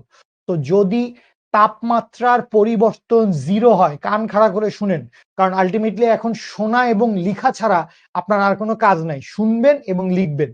তো তাপমাত্রার পরিবর্তন যদি না হয়, তাপমাত্রার পার্থক্য যদি 0 হয়, তখন অন্তস্থ শক্তির পরিবর্তনও হবে হচ্ছে 0। তাপমাত্রার পরিবর্তন যদি না হয়, তখন অন্তস্থ শক্তিরও কোনো পরিবর্তন হবে না, অন্তস্থ শক্তির পরিবর্তনের মান হবে হচ্ছে 0। এবং এইটা মনে করেন থার্মোডাইনামিক্সের অনেক বড় একটা কনসেপশন আপনি জেনে ফেললেন, যে এটা সামনে গিয়ে আরো বিস্তারিত ভাবে আপনি জানবেন। বাট এখান থেকে ছোট করে সমানুপাতিক সম্পর্ক দিয়ে বুঝাই দিলাম, খুব সিম্পল কথা। তাপমাত্রা বাড়ছে, গ্যাসের গতিশক্তি বাড়বে, অভ্যন্তরীণ শক্তি বৃদ্ধি পাবে। তাপমাত্রা কমছে, গ্যাসের গতিশক্তি কমছে, অভ্যন্তরীণ শক্তি কমে গেছে। তাইলে বাড়লে বাড়বে, কমলে কমবে। তাইলে যদি পরিবর্তন না হয় তাহলে পরিবর্তন হবে না। তাহলে তাপ শক্তি বা তাপ শক্তি না, মাই ব্যাড, তাপমাত্রা যদি গ্রহণ বা বর্জন না করে, তাপমাত্রা যদি গ্রহণ বা বর্জন না করে, তাহলে অন্তস্থ শক্তির পরিবর্তন হবে না। ডিটি এর মান যখন 0, তখন ডিইউ, অন্তস্থ শক্তির পরিবর্তন হচ্ছে 0। ডিইউ দেখে কেউ আবার মনে করিস না ঢাকা ইউনিভার্সিটি, ঠিক আছে, ওইটা বড় ডিইউ, এটা ছোট ডিইউ। ঠিক আছে, ওকে ফাইন। সো এখান থেকে আমরা তাপগতীয় সাম্যাবস্থা আমরা কি কি পড়লাম একবার দেখে আসি হালকা করে। আমরা বিভিন্ন ধরনের সিস্টেম সম্পর্কে জানছি, সিস্টেম 3 প্রকার, সেগুলোর কথা বলছি, ওকে ফাইন। এরপরে পরিপার্শ্বের কথা বলছি। পারিপার্শ্বিক ব্যবস্থা বলা হয় পরিপার্শ্ব, মানে সহজ সঠিক উচ্চারণটা পরিপার্শ্ব। ঠিক আছে, আর অন্যভাবে আমি যেটা বলতে চাইছিলাম সেটা হচ্ছে পারিপার্শ্বিক, পারিপার্শ্বিক চারপাশের, আর পরিপার্শ্ব। ঠিক আছে, ওকে ফাইন। তো এরপরে তাপগতীয় স্থানাঙ্কের কথা বললাম, প্রেসার, ভলিউম এবং টেম্পারেচার। এরপরে তাপগতীয় সাম্যাবস্থার কথা বললাম, যে চূড়ান্ত অবিচল অবস্থা, কোনো তাপ শক্তি আদান প্রদান হবে না, কোনো তাপ শক্তি আদান প্রদান হচ্ছে না, এটাকে আমরা বলছি হচ্ছে চূড়ান্ত অবিচল অবস্থা। এবং এইটা কোথায় ঘটবে, এটা শুধুমাত্র বিচ্ছিন্ন সিস্টেমে ঘটাটা খুব বেশি মানে কমন আর কি। আচ্ছা, এরপরে আমরা চলে আসছি হচ্ছে গ্যাসের অন্তস্থ শক্তি বা অভ্যন্তরীণ শক্তির কাছে, যেটা গ্যাসের গতিশক্তি বলেই আমি মনে মনে জানবো, মনে মনে চিন্তা করব। তো গ্যাসের গতিশক্তি তাপমাত্রার সমানুপাতিক, তাইলে অন্তস্থ শক্তিও হবে তাপমাত্রার সমানুপাতিক। তাইলে এখান থেকে কি দেখলাম, তাপমাত্রা বাড়লে অন্তস্থ শক্তি বাড়বে, তাপমাত্রা কমলে অন্তস্থ শক্তি কমে যাবে, এবং যদি তাপমাত্রার পরিবর্তন না হয় তাহলে অন্তস্থ শক্তির কোনো পরিবর্তন হবে না। সিম্পল কথা। ওকে, তো এই গেল এক ধরনের কথাবার্তা, আমরা অন্তস্থ শক্তি বা অভ্যন্তরীণ শক্তি জানলাম। তো কেন আসলে আমরা হুট করে অন্তস্থ শক্তি বা অভ্যন্তরীণ শক্তিকে চিনছি, বা এটা আমাদের দরকার কেন, এটা জানলে কি হবে? কারণ আমরা বেসিক্যালি তাপগতিবিদ্যার প্রথম সূত্রটা নিয়ে একটু পড়ালেখা করতে চাই, এবং এই তাপগতিবিদ্যার প্রথম সূত্রের ভিতরেই এই অন্তস্থ শক্তি বা অভ্যন্তরীণ শক্তির ধারণাটা নিহিত আছে। তাহলে আসেন আমরা কিভাবে এই তাপগতিবিদ্যার প্রথম সূত্র এবং এই অন্তস্থ শক্তিকে কাজে লাগাইতে পারি, বা এটা কিভাবে আমাদের সামনে রিপ্রেজেন্টেড হয়েছে, আসেন আমরা সেটাকে দেখি। আসসালামু আলাইকুম স্যার, আসবেন নাকি? স্যার আপনি যা করেন স্যার, অদ্ভুত অদ্ভুত স্যার, বুঝলেন না? আসেন বাচ্চা লোক, তাপগতিবিদ্যার প্রথম সূত্র। তাপগতিবিদ্যার প্রথম সূত্র, সো তাপগতিবিদ্যার প্রথম সূত্রে দুই ধরনের মতবাদ আছে। একটা হচ্ছে জুলের মতবাদ, বিজ্ঞানী জুল যেই মতবাদটা দিছিলেন সেইটা, এবং আরেকটা হচ্ছে ক্লসিয়াসের মতবাদ। দুইটাই সঠিক, এবং একটার সাথে আরেকটার কোনো সংঘর্ষ নাই, যে জুলের মতবাদ সত্যি হইলে ক্লসিয়াসের মতবাদ মিথ্যা, না, এরকম কোনো কথা নাই। ক্লসিয়াসের মতবাদও ঠিক আছে, জুলের মতবাদও ঠিক আছে। আজকে না বস, কিসে কি আমার রুমমেট আসছে? মানে আমার রুমমেটের আসার কথা, আই ডোন্ট নো। যা গতকালকে আসছিল তখন আমি নেমে গেছি, আমি নিচে নেমে গেছি, হুমায়ুন আমাকে, ক্লাস হচ্ছে তো, অদ্ভুত ব্যাপার, আমি বুঝলাম না। হ্যাঁ আসো বাচ্চা লোক, যেটা বলছিলাম, ফার্স্টে আসেন আমরা জুলের মতবাদটা শিখি। এইটা basically more like an relationship, A relationship between hit energy and work done. তাপ শক্তির সাথে কাজের সম্পর্ক বলছে হচ্ছে এই জুলের মতবাদ, এবং ক্লসিয়াসের যে মতবাদ আছে এইটাই বেসিক্যালি তাপ গতিবিদ্যার প্রথম সূত্র হিসেবে বহুল ব্যবহৃত। তো আমাদেরকে এই জিনিসটাই জানতে হবে অনেক বেশি করে, বাট তার আগে ছোট করে যেটা আছে সেটা জেনে আসি।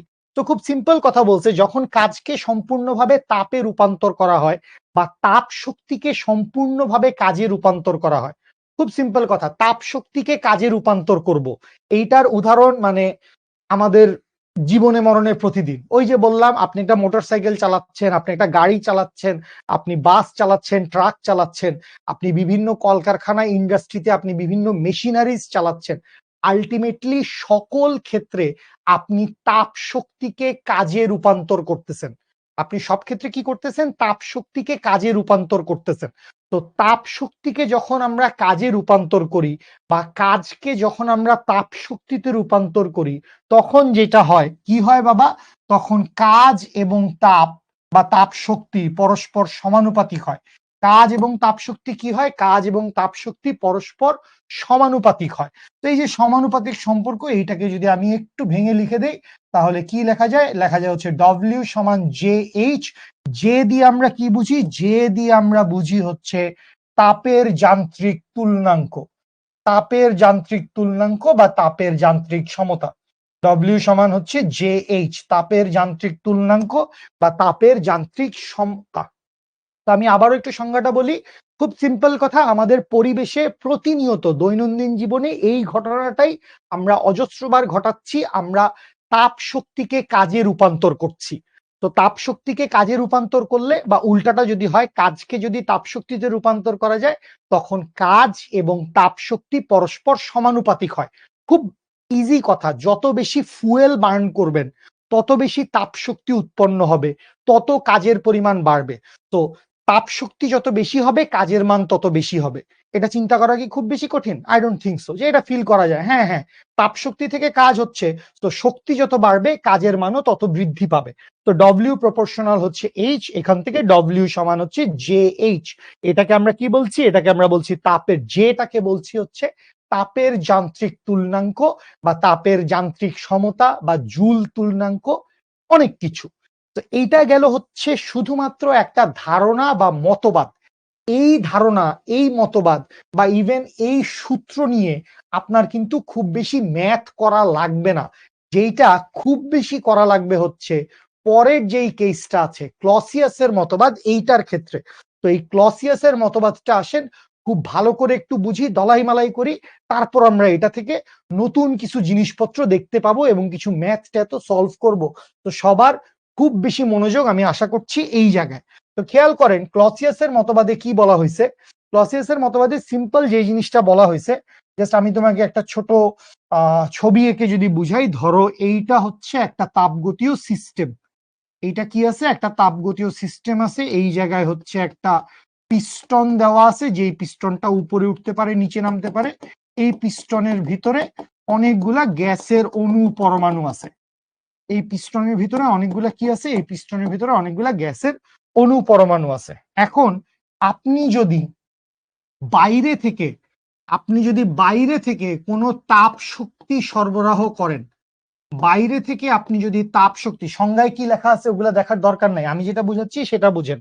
বাইরে থেকে আপনি কি সরবরাহ করলেন বাবুরা? বাইরে থেকে আপনি সরবরাহ করলেন হচ্ছে তাপ শক্তি। তো ওই যে শুরুতেই কি বলছিলাম যে গ্যাসের গতিশক্তি হচ্ছে তার পরম তাপমাত্রার সমানুপাতিক। তো এই সিস্টেমে যখন বাইরে থেকে তাপ শক্তি ঢুকবে তখন গ্যাসের তাপমাত্রা বৃদ্ধি পাবে। খুব সিম্পল কথা, তাপ শক্তি শোষণ করতেছি, তো তাপ শক্তি শোষণ করলে তাপমাত্রার মান ধীরে ধীরে বাড়বে। তো এই যে তাপমাত্রার মান বাড়ছে, এই তাপমাত্রার মান বাড়ার কারণে গ্যাসের গতিশক্তি বাড়বে। গ্যাসের গতিশক্তি বৃদ্ধি পাইলে গ্যাসের অন্তস্থ শক্তিও বৃদ্ধি পাবে, কারণ গতিশক্তি অন্তস্থ শক্তি দুইটা সেম জিনিস। তাহলে এই সিস্টেম থেকে বাইরে থেকে যদি তাপ শক্তি ঢুকে, তাপ শক্তি ঢুকলে পরে গ্যাসের গতিশক্তি বা অন্তস্থ শক্তির গতিশক্তি বা অন্তস্থ শক্তির একটা পরিবর্তন ঘটবে। গতিশক্তি বা অন্তস্থ শক্তির কি হবে? গতিশক্তি বা অন্তস্থ শক্তির একটা পরিবর্তন ঘটবে। ওকে ফাইন, গতিশক্তি বা অন্তস্থ শক্তির পরিবর্তন ঘটলো। এরপরে গিয়ে যেই ঘটনাটা ঘটবে, এই যে গ্যাসের অণুগুলো আছে তাদের তো কন্টিনিউয়াস ছুটাছুটি ধাক্কাধাক্কি আছে। তো এই কন্টিনিউয়াস ছুটাছুটি ধাক্কাধাক্কি করতে করতে ওরা বিভিন্ন দেয়ালে চাপ প্রয়োগ করবে। বাম পাশের দেয়ালে চাপ প্রয়োগ করবে, ডান পাশের দেয়ালে চাপ প্রয়োগ করবে, নিচের দেয়ালে চাপ প্রয়োগ করবে, চতুর্দিকে ওরা হচ্ছে চাপ প্রয়োগ করবে। এই যে চতুর্দিকে ওরা চাপ প্রয়োগ করতেছে, এই চতুর্দিকে চাপ প্রয়োগ করতে গিয়ে ওরা দেখবে যে বাকি তিন দিকে তো সলিড দেয়াল, পাত্রের দেয়াল, এখানে কোনো পরিবর্তন ঘটাইতে পারতেছে না। কিন্তু এই পাশে আছে হচ্ছে একটা পিস্টন। তো এই পিস্টনটাকেও কি করবে? ধাক্কা দিয়ে উপরে নিয়ে যাবে। তো পিস্টনটাকে যদিও ধাক্কা দিয়ে উপরে নিয়ে যায়, তখন যদি পিস্টনের অবস্থা হয় এই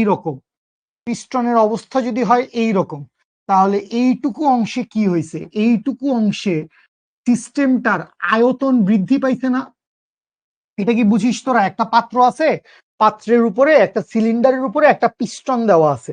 তো গ্যাসের পার্টিকেল গুলা যখন নিচ থেকে ধাক্কা দিচ্ছে, তখন এই পিস্টনটা কি করছে? পিস্টনটা কিছুটা উপরে উঠে গেছে। তো এখানে যেটা হচ্ছে বাবা, এইখানে আয়তনের পরিবর্তন ঘটতেছে।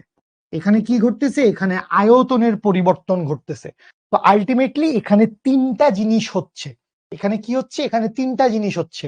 তাপ শক্তির গ্রহণ বা বর্জন কিছু একটা হচ্ছে, তাপ শক্তির পরিবর্তন ঘটলে গতিশক্তি বা অন্তস্থ শক্তি পরিবর্তন হচ্ছে, এবং অতঃপর আয়তনের একটা পরিবর্তন ঘটতেছে। এবং এই যে আয়তনের পরিবর্তনটা ঘটলো, কোথায় লিখবো? আয়তনের যে পরিবর্তনটা ঘটছে, এই আয়তনের পরিবর্তনটার সাথে তুমি জাস্ট একটু ছোট করে চিন্তা করো না যে তোমার ত্বরণ হয়েছে না? একটু ছোট করে চিন্তা করলে আমি কি পাচ্ছি? যে এখানে এক ধরনের সরণ হয়েছে। তো এই যে আয়তনের পরিবর্তন হইল, এই আয়তনের পরিবর্তনকে আমরা কি বলতে পারি? আয়তনের পরিবর্তনকে আমরা বলতে পারি হচ্ছে কৃতকাজ। কৃতকাজের সাথে রিলেটেড কিছু একটা ঘটনা। আলটিমেটলি তিনটা ঘটনা আছে। এক হচ্ছে তাপ শক্তি গ্রহণ বা বর্জন, দুই হচ্ছে অন্তস্থ শক্তির পরিবর্তন, আর 3 নাম্বার হচ্ছে আয়তনের পরিবর্তন বা কৃত কাজ। কেন আয়তনের পরিবর্তন আর কৃত কাজ একসাথে লিখছি? কারণ খুব সিম্পল কথা, আয়তন বাড়ছে তাইলে এখানে সরণ ঘটছে, পিস্টনের একটা সরণ ঘটছে। তো ওই সরণটাকে আমরা কি করি? সরণটাকে আমরা হচ্ছে কাজের সাথে রিলেট করতে পারি। আমরা জানি বল প্রয়োগে যদি কোনো বস্তুর সরণ ঘটে তাইলে একটা কাজের মান এখান থেকে আমরা বের করে ফেলতে পারি। তো আসেন এইবার আমরা বাংলা কথাগুলা, কেতাবি কথাগুলা দেখি কি বলা হয়েছে। স্যার কেতাবি কথা, বাংলা কথা কেন যে দিচ্ছেন? স্যার আইসেন না প্লিজ, ধ্বংস করবেন। তো আসি, যখন কোনো ব্যবস্থায় তাপ সরবরাহ করা হয় বা ব্যবস্থা কর্তৃক তাপ গৃহীত হয়, তখন এর কিছু অংশ অভ্যন্তরীণ শক্তি বৃদ্ধি করে বা তাপমাত্রা বৃদ্ধি করে। তার মানে অভ্যন্তরীণ শক্তি বৃদ্ধি বা তাপমাত্রা বৃদ্ধি এই দুইটা কোরিলেটেড। তাপমাত্রা বৃদ্ধি পাইলে অভ্যন্তরীণ শক্তি বৃদ্ধি পাবে, তাপমাত্রা হ্রাস পাইলে অভ্যন্তরীণ শক্তি হ্রাস পাবে। এবং অবশিষ্ট অংশ বাহ্যিক কাজ সম্পন্ন করতে ব্যয় হয়। তাহলে কিছুটা তাপ শক্তি শোষণ করছিল, এই যে এই ছবি থেকে বুঝো, কিছুটা তাপ শক্তি শোষণ করছিল। এই তাপ শক্তি শোষণ করার কারণে গ্যাসের অণুগুলার ছুটাছুটি ধাক্কাধাক্কি মারামারি বেড়ে গেছে। তার মানে গ্যাসের গতিশক্তি বৃদ্ধি পাইছে। গতিশক্তি বৃদ্ধি পাওয়ার পরে আরো ধাক্কাধাক্কি করতেছিল গ্যাসের অণুগুলা। তখন এই তিন পাশের দেয়াল তো সলিড, এটাকে কোনো কিছু চেঞ্জ করতে পারে নাই, কিন্তু উপরের পিস্টনটা ছিল মুভেবল পিস্টন। একটা মানে সরণ ঘটানো সম্ভব এরকম একটা পিস্টন দেওয়া আছে, মুভিং পিস্টন। তো এই পিস্টনটাকে ধাক্কা দিয়ে উপরে নিয়ে গেছে। তো এই জায়গায় কি হয়েছে? একটা আয়তনের পরিবর্তন হয়েছে বা একটা কাজ ঘটছে। তো এইখান থেকে আমরা কি পাইছি? এইখান থেকে আমরা পাই হচ্ছে যে তাপ শক্তির পরিবর্তন। তাপ শক্তির পরিবর্তন ইজ ইকুয়ালস টু হচ্ছে অভ্যন্তরীণ শক্তির পরিবর্তন প্লাস কৃত কাজ। তাপ শক্তির পরিবর্তন ইকুয়ালস টু অভ্যন্তরীণ শক্তির পরিবর্তন প্লাস কাজ। বা এইখান থেকে আমরা এইটা মনে রাখি, দুইটাই সূত্র আছে, দুইটাই একই ফরম্যাটের সূত্র। ডেল কিউ সমান del U plus del W. Delta দিয়েও আপনি সূত্রটা লিখতে পারেন। ডেল্টা কিউ দিয়ে বুঝায় তাপ শক্তির পরিবর্তন, ডেল্টা ইউ দিয়ে বুঝায় অন্তস্থ শক্তি বা অভ্যন্তরীণ শক্তির পরিবর্তন, ডেল্টা ডব্লিউ দিয়ে বুঝায় কৃত কাজ। তো ডেল্টা দিয়ে লেখা যেই কথা, ডি দিয়ে লেখাও একই কথা। তো আমরা ডি এর সূত্রটা মনে রাখি, বা এটা দিয়ে বেশি ব্যবহৃত হয়, এটাই ব্যবহার করতে আমরা কমফোর্ট ফিল করি, যে ডি কিউ সমান সমান হচ্ছে ডি ইউ যোগ ডি ডব্লিউ। ডিকিউ সমান কি? ডিকিউ সমান হচ্ছে ডিইউ যোগ ডিডব্লিউ। ডিকিউ মানে কি? ডিকিউ মানে হচ্ছে গৃহীত বা বর্জিত তাপ শক্তি। ডিকিউ মানে হচ্ছে গৃহীত বা বর্জিত তাপ শক্তি। ডিইউ মানে কি? ডিইউ মানে হচ্ছে অভ্যন্তরীণ শক্তির পরিবর্তন। ডিডব্লিউ মানে হচ্ছে কৃত কাজ। তাহলে যেইটুকু তাপ শক্তি শোষণ করছে, যেইটুকু তাপ শক্তি শোষণ করছে ওইটুকু তাপ শক্তি কি হয়েছে? ওইটুকু তাপ শক্তি অভ্যন্তরীণ শক্তির পরিবর্তন ঘটাইছে এবং অবশিষ্ট তাপ শক্তি কৃত কাজে ব্যয় হয়েছে। তো এই হচ্ছে তাপগতিবিদ্যার প্রথম সূত্রের বেসিক মোদ্দা কথা। এবং এইটুকু ব্যাপার যদি আপনি আয়ত্ত করতে পারেন, এইটুকু সূত্র যদি আপনার মাথায় থাকে, সূত্রের ব্যবহার আমরা দেখব। বাট তার আগে একটু আমি খুব রিস্কের উপরে আপনাদেরকে বাক স্বাধীনতা ফেরাই দিতে যাচ্ছি। তা আপনারা দয়া করে বাক স্বাধীনতার মানে অপচয় অপব্যয় কইরেন না, ঠিক আছে? তাপগতিবিদ্যার প্রথম সূত্র এই পৃষ্ঠার উপরে যা লেখা আছে, এইটুকুর ভিতরে আপনাদের কোনো কথা, কোয়েশ্চেন, কোয়েরি, জিজ্ঞাসা, বুঝি নাই, পারি নাই, এরকম যে কোনো কিছু থাকলে দয়া করে কমেন্টে জানান, আমি ওয়েট করতেছি। তুলনাঙ্ক মানে এক ধরনের কনস্ট্যান্টের কথা বলা হয়েছে, তাপের যান্ত্রিক তুলনাঙ্ক, ঠিক আছে? গতিবিদ্যার অ্যাডভান্স প্রবলেম সলভিং পরে করাবো। গতিবিদ্যার অলরেডি প্রাসের উপরে একটা অ্যাডভান্স প্রবলেম সলভিং ক্লাস করাইছিলাম, সো এরপরে আমাদের তাপগতিবিদ্যা শুরু হয়ে গেছে। তো এই কারণে আমরা আর খুব বেশি আগাই নাই। মারুফা ইসলাম কি বুঝেন নাই? মারুফা ইসলাম কি বুঝেন নাই? ডিকিউ মানে হচ্ছে গৃহীত বা বর্জিত তাপ শক্তি। ডিকিউ মানে হচ্ছে গৃহীত বা বর্জিত তাপ শক্তি। চাপ বাড়লে আয়তন বাড়ে। কে বলছে চাপ বাড়লে আয়তন বাড়ে? চাপ বাড়লে আয়তন বাড়ে। রবার্ট বয়েল, বয়েল তো কবর থেকে কান্দে আসবে।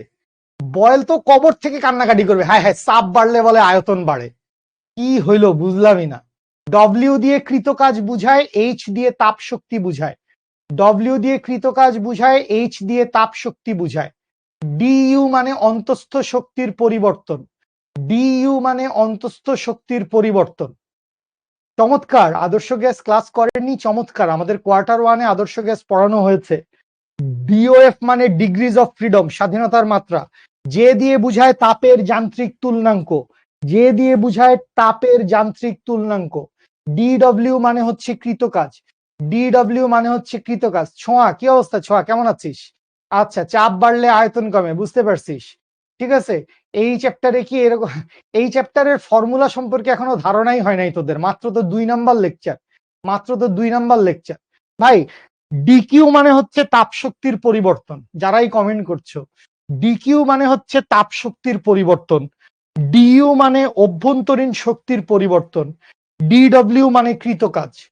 ডিকিউ মানে এই যে লেখা আছে বাবা, তাপ শক্তির পরিবর্তন ডিকিউ, অভ্যন্তরীণ শক্তির পরিবর্তন ডিইউ, কৃতকাজ ডিডব্লিউ। তিনোটা জিনিসই লেখা আছে, তিনোটা জিনিসই লেখা আছে। খুব সিম্পল কথা। যে এর একটা মান আছে সেইটা আবার তাপ শক্তির এককের উপর নির্ভর করে। তাপ শক্তির একক জুলে বসাইলে যে এর মান একরকম, তাপ শক্তির একক ক্যালোরিতে বসাইলে যে এর মান আরেক রকম। তো ওইটা আপাতত আমাদের দরকার নাই, ঠিক আছে। এই দেখি উপরে যাও তো, টেম্পারেচার বাড়াইলে কি হবে। এই ধ্রুব হাসানকে ধরো তো, এই যে নিচে নামো, নিচে নামো। ধ্রুব হাসানকে ছুটি দাও, ধ্রুব হাসানকে ক্লাস থেকে ছুটি দাও। ধ্রুব যাও গা। আরে বেচারা শোনা পর্যন্ত থাকতে পারে নাই, চলে গেছে। আরে রাকিব ভাই, রাকিব ভাই যে কি খারাপ। রাকিব ভাই ধন্যবাদ, love you, love you. Degrees of freedom, আদর্শ গ্যাস পড়ে আসো, ডিগ্রিজ অফ ফ্রিডম। ওকে, আসি। রাকিব ভাই অনেক কমেন্ট করছে, ওরা, ওদেরকে একটু রেস্ট দেন, এত কমেন্ট করে ওরা কি করবে। আচ্ছা, তো এই জায়গায় চলে আসেন, এই জায়গায় চলে আসেন কৃতকাজ। তোদের জন্য রেকর্ডেড ক্লাসই ভালো, তোরা কমেন্ট করার লায়ক না। কৃতকাজ ডিডব্লিউ সমান, খুব নর্মালি আমরা কি লিখতে পারি, এফ ডট ডিএস লিখতে পারি না। কৃতকাজ ডিডব্লিউ সমান কি, এফ ডট ডিএস, বল ইন্টু সরণ, এফ ডট ডিএস লেখা যায়। তাহলে এই যে এফ ডট ডিএস লিখছি, এইটাকে লিখতে পারি এফ ওভার এরিয়া ইন্টু, এরিয়াটা বেশি নিয়ে আসছি না, এরিয়াটা তো বেশি নিয়ে আসছি, তাহলে এরিয়াটা আবার কাটাকাটি করতে হবে, বাদ দিয়ে দিতে হবে। তো এখান থেকে লিখতে পারি এরিয়া ইন্টু ডিএস। তো এরিয়া এরিয়া কি হবে, এরিয়া এরিয়া কাটাকাটি যাবে, ultimately F dot DS, F dot ডিএসই থাকবে। এখন এফ ডিভাইডেড বাই এ, বল বাই ক্ষেত্রফল। বল বাই ক্ষেত্রফল মানে কি, একক পৃষ্ঠের উপর লম্বভাবে প্রযুক্ত বলকে কি বলে, একক পৃষ্ঠের উপর লম্বভাবে প্রযুক্ত বলকে হচ্ছে বলা হয় চাপ। তাহলে এইখান থেকে কি লিখবো, এইখান থেকে লিখবো পি, প্রেসার। চাপের মান হচ্ছে পি, প্রেসার। এবং A dot DS, A dot DS এখান থেকে কি বুঝাচ্ছে, এটা একটু বুঝেন। নর্মালি আমরা কি জানি, নর্মালি আমরা জানি হচ্ছে আয়তন, আয়তন ভি সমান কি, আয়তন ভি সমান হচ্ছে প্রস্থচ্ছেদের ক্ষেত্রফল ইন্টু দৈর্ঘ্য। আয়তন ভি সমান হচ্ছে প্রস্থচ্ছেদের ক্ষেত্রফল ইন্টু দৈর্ঘ্য। তো এটাকে এ ডট এল না লিখে আমি এ ডট এসও লিখতে পারি। মানে এল এবং এস এই দুইটা দিয়ে কি বুঝাচ্ছি, এল দিয়েও বুঝাচ্ছি দৈর্ঘ্য, এস দিয়েও বুঝাচ্ছি দৈর্ঘ্য, এল দিয়েও বুঝাচ্ছি দৈর্ঘ্য, এস দিয়েও বুঝাচ্ছি কি দৈর্ঘ্য। আচ্ছা, এখন আয়তন না লিখে, আয়তন না লিখে আমি যদি আয়তনের পরিবর্তন লিখতে চাই, আমি যদি লিখতে চাই হচ্ছে আয়তনের পরিবর্তন, সো এই আয়তনের পরিবর্তন ডিডব্লিউ সমান কি হবে, ডিডব্লিউ সমান হবে হচ্ছে, খেয়াল কর, সরি ডিডব্লিউ না, ডিডব্লিউ না, মাই ব্যাড, আয়তনের পরিবর্তন হবে হচ্ছে ডিভি, আয়তনের পরিবর্তন হবে ডিভি। তো এই ডিভি এর জায়গায় লিখতে পারবো এ ডট ডিএল অথবা এ ডট ডিএস। ডিএস মানে কি, ডিএস মানে হচ্ছে দৈর্ঘ্যের পরিবর্তন, ডিএস মানে হচ্ছে দৈর্ঘ্যের পরিবর্তন। যেমন এই যে সিস্টেমটা দেখাইছিলাম, এটা যদি একটা সিলিন্ডার হয়, এই সিলিন্ডারের মধ্যে এই যদি হচ্ছে একটা পিস্টন আমার জন্য দিয়ে দেওয়া থাকে এবং গ্যাসের ধাক্কা খেয়ে যদি পিস্টনটা কিছু দূর উপরে উঠে যায়, গ্যাসের ধাক্কা খেয়ে পিস্টনটা যদি কিছু দূর উপরে উঠে যায়, তাহলে কদ্দূর উপরে উঠছে আমি ধরে নিলাম ডিএস পরিমাণ উপরে উঠছে। তাহলে আয়তনের পরিবর্তনটা কি হবে? আয়তনের পরিবর্তনটা হবে এ ডট ডিএস। তাহলে এই যে দেখো এ ডট ডিএস আছে, এই এ ডট ডিএস কে আমরা কি লিখতে পারবো? এ ডট ডিএস কে লিখতে পারবো আয়তনের পরিবর্তন। তাহলে এইখান থেকে আরেকটা ভালো কনসেপশন, বেসিক কনসেপশন আমরা পাইলাম যে কোনো তাপগতীয় প্রক্রিয়ায় কৃত কাজ সমান আমরা কি বলতে পারি? তাপগতীয় প্রক্রিয়ায় কৃত কাজ সমান আমরা বলতে পারি হচ্ছে পি ইন্টু ডিভি। তাপগতীয় প্রক্রিয়ায় কৃত কাজ সমান আমি বলতে পারি হচ্ছে চাপ ইন্টু আয়তনের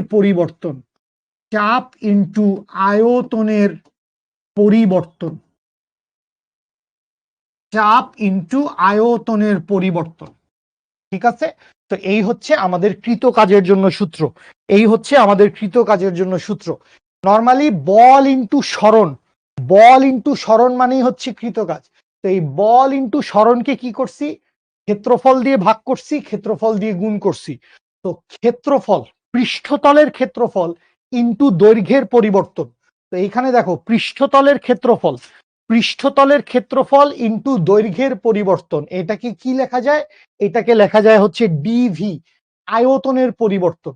পৃষ্ঠতলের ক্ষেত্রফল ইন্টু দৈর্ঘ্যের পরিবর্তন, এটাকে কি লিখতে পারি? ডিভি বা আয়তনের পরিবর্তন। তাহলে তাপগতীয় প্রক্রিয়ায় কৃত কাজ সমান কি? কৃত কাজ সমান হচ্ছে পি ইন্টু ডিভি। খুবই উপকারী একটা সূত্র, খুবই কাজে লাগবে এবং এই সূত্রের উপরেও পরবর্তীতে আরো অনেক ডেভেলপমেন্ট আমরা করব। তাহলে খেয়াল করেন, এখান থেকে আপনার যেই জিনিসগুলো জানা লাগবে, ফার্স্ট অফ অল জানা লাগবে হচ্ছে তাপগতিবিদ্যার প্রথম সূত্র। ফার্স্ট ল অফ থার্মোডাইনামিক্স কি বলছে? ফার্স্ট ল অফ থার্মোডাইনামিক্স বলছে ডিকিউ সমান হচ্ছে ডিইউ যোগ ডিডব্লিউ। ডিকিউ সমান কি? আবারও বলে দিচ্ছি, প্লিজ কান খাড়া করে মাথা ক্লিয়ার করে শোনেন। ডিকিউ মানে হচ্ছে গৃহীত বা বর্জিত তাপ শক্তি, মানে তাপ শক্তির পরিবর্তন। ডিইউ মানে হচ্ছে অভ্যন্তরীণ শক্তি বা অন্তস্থ শক্তির পরিবর্তন। ডিডব্লিউ মানে হচ্ছে কৃত কাজ, আয়তনের বৃদ্ধি বা আয়তনের হ্রাস। এবং এইখান থেকে আমরা কি দেখলাম? ডিডব্লিউ সমান কি? ডিডব্লিউ সমান হচ্ছে পি ইন্টু ডিভি, বা এখান থেকে আমরা বলতে পারি কাজ সমান কি? কাজ সমান হচ্ছে চাপ ইন্টু আয়তনের পরিবর্তন। ঠিক আছে? এই হচ্ছে ঘটনা। ক্লিয়ার? আশা করি সবাই ক্লিয়ার। এবার আমরা একটু সামনে যাই। সো এখান থেকে তেমন কিছু নাই, এখান থেকে তোমাকে এইটাই বলা হয়েছে, খুব সিম্পলি বলা হয়েছে তাপ শক্তি ঢুকবে কোন একটা সিস্টেমের ভিতরে। তো যতটুকু তাপ শক্তি ঢুকবে, শক্তির নিত্যতা সূত্র আমাদেরকে কি বলছে?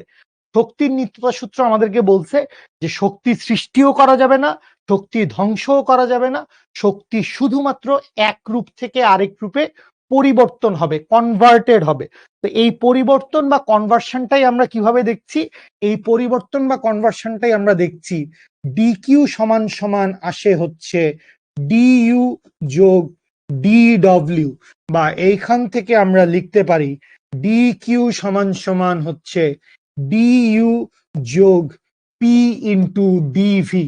তার মানে যদ্দূর তাপ শক্তি শোষণ করছে বা যদ্দূর তাপ শক্তি বর্জন করছে, সেইটা অন্তস্থ শক্তির পরিবর্তন এবং কৃত কাজ, এই দুই দিকে ব্যয় হয়ে যাবে। অন্তস্থ শক্তির পরিবর্তন এবং কৃত কাজ, এই দুই দিকে ব্যয় হয়ে যাবে। আশা করি ক্লিয়ার, বুঝতে পারছেন? তো তাপগতিবিদ্যার প্রথম সূত্র শক্তির নিত্যতা সূত্রেরই ওয়ান কাইন্ড অফ রিপ্রেজেন্টেশন। শক্তির নিত্যতা সূত্র যা বলছে, আমাদের তাপগতিবিদ্যার প্রথম সূত্র আমাদেরকে তাই বলছে। যতটুকু তাপ শক্তি খাইছে তার কিছুটা ব্যয় হবে নিজের ইন্টারনাল এনার্জি বৃদ্ধি করতে, আর বাকি অংশ চলে যাবে কাজ করবে, তার আগে ইন্টারনাল এনার্জি বৃদ্ধি করবে। ঠিক আছে? ওকে, ফাইন। তো এই পৃষ্ঠা থেকে আসেন, এই পৃষ্ঠা আপনাদের জন্য সুপার ডুপার ফাটাফাটি ইম্পর্টেন্ট। মানে সুপার ডুপারের পরে যদি আরো কিছু থাকে সেইটা হচ্ছে আপনার জন্য ইম্পর্টেন্ট। তো এইখান থেকে আমরা বেসিক্যালি ওই যে তিনটা রাশিমালা আছে কি কি, একটা হচ্ছে ডিকিউ বা ডেল কিউ, একটা হচ্ছে ডিইউ বা ডেল ডব্লিউ, আরেকটা হচ্ছে ডিডব্লিউ বা ডেল ডব্লিউ। তো এই তিনজনের দেখেন কাহিনী আমি আগের থেকে বলে আসি। ধরেন তাপ শক্তি, এই যে সিস্টেমটা আছে, এই সিস্টেমটা তাপ শক্তি গ্রহণ করতে পারে, তাপ শক্তি বর্জন করতে পারে। কান খাড়া করে শুনলেন সবাই, কিচ্ছু লেখা লাগবে না, কোনো কমেন্ট করা লাগবে না, কমেন্ট করতেও পারতেছেন না। সরি, যেটা বলতেছিলাম, দুই ধরনের ঘটনা প্রত্যেকের ক্ষেত্রে ঘটতে পারে। তাপ শক্তি শোষণ করতে পারে, তাপ শক্তি বর্জন করতে পারে। তাহলে ঘটনা কয়টা হলো? দুইটা, শোষণ বর্জন। Okay fine. অন্তস্থ শক্তি বা অভ্যন্তরীণ শক্তি বৃদ্ধি পাইতে পারে, অন্তস্থ শক্তি বা অভ্যন্তরীণ শক্তি হ্রাস পাইতে পারে। তো অন্তস্থ শক্তির পরিবর্তনও দুইটা। আর এখানে দেখো কাজের মানকে আমি কার সাথে রিলেট করছি? ডিভি, আয়তনের পরিবর্তনের সাথে। তো আয়তন বৃদ্ধি পাইতে পারে, আয়তন হ্রাসও পাইতে পারে। তো এই যে তিনটা ঘটনা, শক্তি শোষণ না বর্জন একটা ঘটনা, অন্তস্থ শক্তি বৃদ্ধি না হ্রাস এইটা আরেকটা ঘটনা, আয়তন বৃদ্ধি না হ্রাস এইটা আরেকটা ঘটনা। তো এই তিনটা ঘটনার উপর ডিপেন্ড করবে ডিকিউ, ডিইউ এবং ডিডব্লিউ এরা পজিটিভ হবে না এরা নেগেটিভ হবে। কথা ক্লিয়ারলি বুঝি? এই যে ডিকিউ পাইছি, ডিইউ পাইছি এবং ডিডব্লিউ পাইছি, এরা তিনজন কখনো পজিটিভ হইতে পারে, এরা তিনজন কখনো নেগেটিভ হইতে পারে। তো পজিটিভ হবে না নেগেটিভ হবে এইটা ডিপেন্ড করে কিসের উপর? আসেন এবার আমরা সেইটা দেখি। যদি বুঝতে পারি যে পরিবর্তন দুই ধরনের, আয়তন বাড়তে পারে, আয়তন কমতে পারে, সহজ। অন্তস্থ শক্তি বৃদ্ধি পাইতে পারে, অন্তস্থ শক্তি হ্রাস পাইতে পারে, সহজ। তাপ শক্তি শোষণ করতে পারে, তাপ শক্তি বর্জনও করতে পারে। তো প্রত্যেকের ক্ষেত্রে ঘটনা হইতে পারে দুই রকম, গ্রহণ বর্জন, বৃদ্ধি হ্রাস, আয়তন বৃদ্ধি হ্রাস। তো এইটার উপর ডিপেন্ড করবে এদের চিহ্ন কি হবে, প্লাস হবে না মাইনাস হবে। আসেন আমরা দেখি। তো কখন কখন পজিটিভ হবে, কখন কখন নেগেটিভ হবে, খুব সুন্দর করে আপনাকে বুঝায় দেওয়া আছে। এই জিনিস আপনি আপনার বইতে গেলেও পাবেন, এই জিনিস আপনি প্র্যাকটিস বুকে পাবেন, এই জিনিস আপনার অ্যানোটেড স্লাইডে আছে।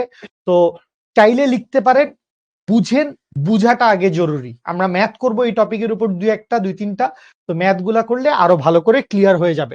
তো সিস্টেমে তাপ সরবরাহ করা হলে, তার মানে তাপ বাহির থেকে সরবরাহ করছে, অথবা যদি এরকম ঘটে সিস্টেম তাপ শক্তি শোষণ করলে, মানে বাইরে থেকে সরবরাহ করা হয়েছে, তো বাইরে থেকে সরবরাহ করলে, বাইরে থেকে তাপ শক্তি সরবরাহ করছি, তো বাইরে থেকে সরবরাহ করছি মানে কি? সিস্টেম তাপ শক্তি শোষণ করছে, সিস্টেম তাপ শক্তি কি করছে? শোষণ করছে। তো সিস্টেম যদি তাপ শক্তি শোষণ করে, ডিকিউ হবে ধনাত্মক। সিস্টেম তাপ শক্তি শোষণ করলে ডিকিউ হবে ধনাত্মক। ওকে। যদি সিস্টেম সরি যদি সিস্টেম তাপ শক্তি বর্জন করে, যদি হচ্ছে সিস্টেম তাপ শক্তি বর্জন করে, তাহলে কি হবে? তাহলে ডিকিউ হবে হচ্ছে ঋণাত্মক। সিস্টেম যদি তাপ শক্তি বর্জন করে, সিস্টেম যদি তাপ শক্তি বর্জন করে তাহলে ডিকিউ কি হবে? সিস্টেম তাপ শক্তি বর্জন করলে ডিকিউ হবে হচ্ছে নেগেটিভ। তাহলে প্রথমটা বুঝে ফেলি, ডিকিউটা ক্লিয়ার করি। সিস্টেম তাপ শক্তি শোষণ করছে, ডিকিউ পজিটিভ। সিস্টেম তাপ শক্তি বর্জন করছে বা তাপ হারাইছে, তাহলে নেগেটিভ। বুঝতে পারছি? Okay fine. এরপরে চলে আসি ডিইউ বা অভ্যন্তরীণ শক্তির পরিবর্তন। তো সিস্টেমের অভ্যন্তরীণ শক্তি বৃদ্ধি পেলে, অভ্যন্তরীণ শক্তি যদি বৃদ্ধি পায়, তাহলে অভ্যন্তরীণ শক্তি বৃদ্ধি পেলে ডিইউ হবে পজিটিভ। অভ্যন্তরীণ শক্তি বৃদ্ধি পাইলে ডিইউ হবে পজিটিভ, এবং অভ্যন্তরীণ শক্তি যদি হ্রাস পায়, অভ্যন্তরীণ শক্তি যদি হ্রাস পায় তাহলে ডিইউ হবে হচ্ছে নেগেটিভ। অভ্যন্তরীণ শক্তি বৃদ্ধি পাইছে, ডিইউ পজিটিভ। অভ্যন্তরীণ শক্তি হ্রাস পাইছে, ডিইউ হচ্ছে নেগেটিভ। আশা করি বুঝতে পারছি। অভ্যন্তরীণ শক্তি বৃদ্ধি পাইছে, অভ্যন্তরীণ শক্তি বৃদ্ধি পাইলে কি হবে? অভ্যন্তরীণ শক্তি বৃদ্ধি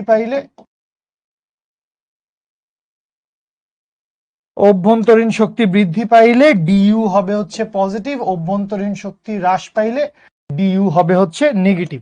আচ্ছা, লাস্টে চলে আসি। দেখো, কাজের মান দুই ধরনের হইতে পারে। এক হচ্ছে সিস্টেম নিজে কাজ করবে, মানে যেই সিস্টেম আছে, যেই গ্যাসের অনুপরমাণুগুলো আছে, এই গ্যাসের অনুপরমাণুগুলা নিজেরা নিজে নিজে কাজ করবে। যদি গ্যাসের অনুপরমাণু নিজেরা নিজে নিজে কাজ করে তখন আয়তন বৃদ্ধি পাবে। তাহলে খেয়াল করেন, দুইটা জিনিস ইম্পর্টেন্ট। সিস্টেম কর্তৃক কাজ সম্পাদিত হলে বা গ্যাসের আয়তন বাড়লে, যদি সিস্টেম নিজে কাজ করে, বা যদি গ্যাসের আয়তন বাড়ে তখন ডিডব্লিউ হবে পজিটিভ। যদি সিস্টেমের উপর বাইরে থেকে কাজ সম্পাদিত হইল, সিস্টেমের উপর কাজ কে করলো? বাইরের এজেন্ট। এই যে এরকম কথাও বলে দিতে পারে, বাহ্যিক এজেন্ট কাজ করলে, যে বাইরের কোনো একজন মানুষ, বাইরের কোনো একটা মেশিনারিজ এই সিস্টেমের উপর চাপ প্রয়োগ করে গ্যাসের আয়তন হ্রাস করছে। তো গ্যাসের আয়তন হ্রাস পেলে আমরা কি বলতে পারবো? গ্যাসের আয়তন হ্রাস পেলে ডিডব্লিউ হবে নেগেটিভ। তো এই হচ্ছে চিহ্ন প্রথা বা সাইন কনভেনশন ডিকিউ, ডিইউ এবং ডিডব্লিউর জন্য। জাস্ট আমার এই কথাগুলো শুনেন, মাথায় রাখেন, স্লাইডে লিখে দেওয়া আছে, বইতে আছে, সবখানে আছে। খুব সিম্পল। সিস্টেম তাপ শক্তি শোষণ করছে, ডিকিউ পজিটিভ। সিস্টেম তাপ শক্তি বর্জন করছে, ডিকিউ নেগেটিভ। অন্তস্থ শক্তি বৃদ্ধি পাইছে, ডিইউ পজিটিভ। অন্তস্থ শক্তি হ্রাস পাইছে, ডিইউ নেগেটিভ। সিস্টেম কাজ করছে বা আয়তন বাড়ছে, ডিডব্লিউ পজিটিভ।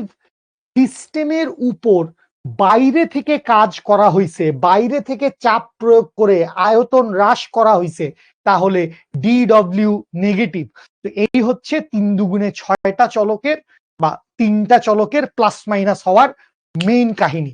তো এইটুকু যদি বুঝেন তাহলে তাপগতিবিদ্যার প্রথম সূত্র অনেকটুকুই আমরা বুঝতে পারছি। তো এইবারে আমরা যেটা করব, এইবারে আমরা কিছু ম্যাথ করতে যাব। তার আগে একটু সাহস করে আবারও আপনাদের বাক স্বাধীনতা ফেরত দিতে চাচ্ছি। প্লিজ টপিকের উপরে কমেন্ট করেন, টপিক রিলেটেড কমেন্ট করেন, তাপগতিবিদ্যার প্রথম সূত্র রিলেটেড কমেন্ট করেন, আমি অবশ্যই অ্যান্সার দিব। ঠিক আছে ভাইয়া? আমি তো বোর্ড কোশ্চেন গুলা সলভ করতে পারছি না। ও 10টা একের কথা, কোন বোর্ড কোশ্চেন বাবু?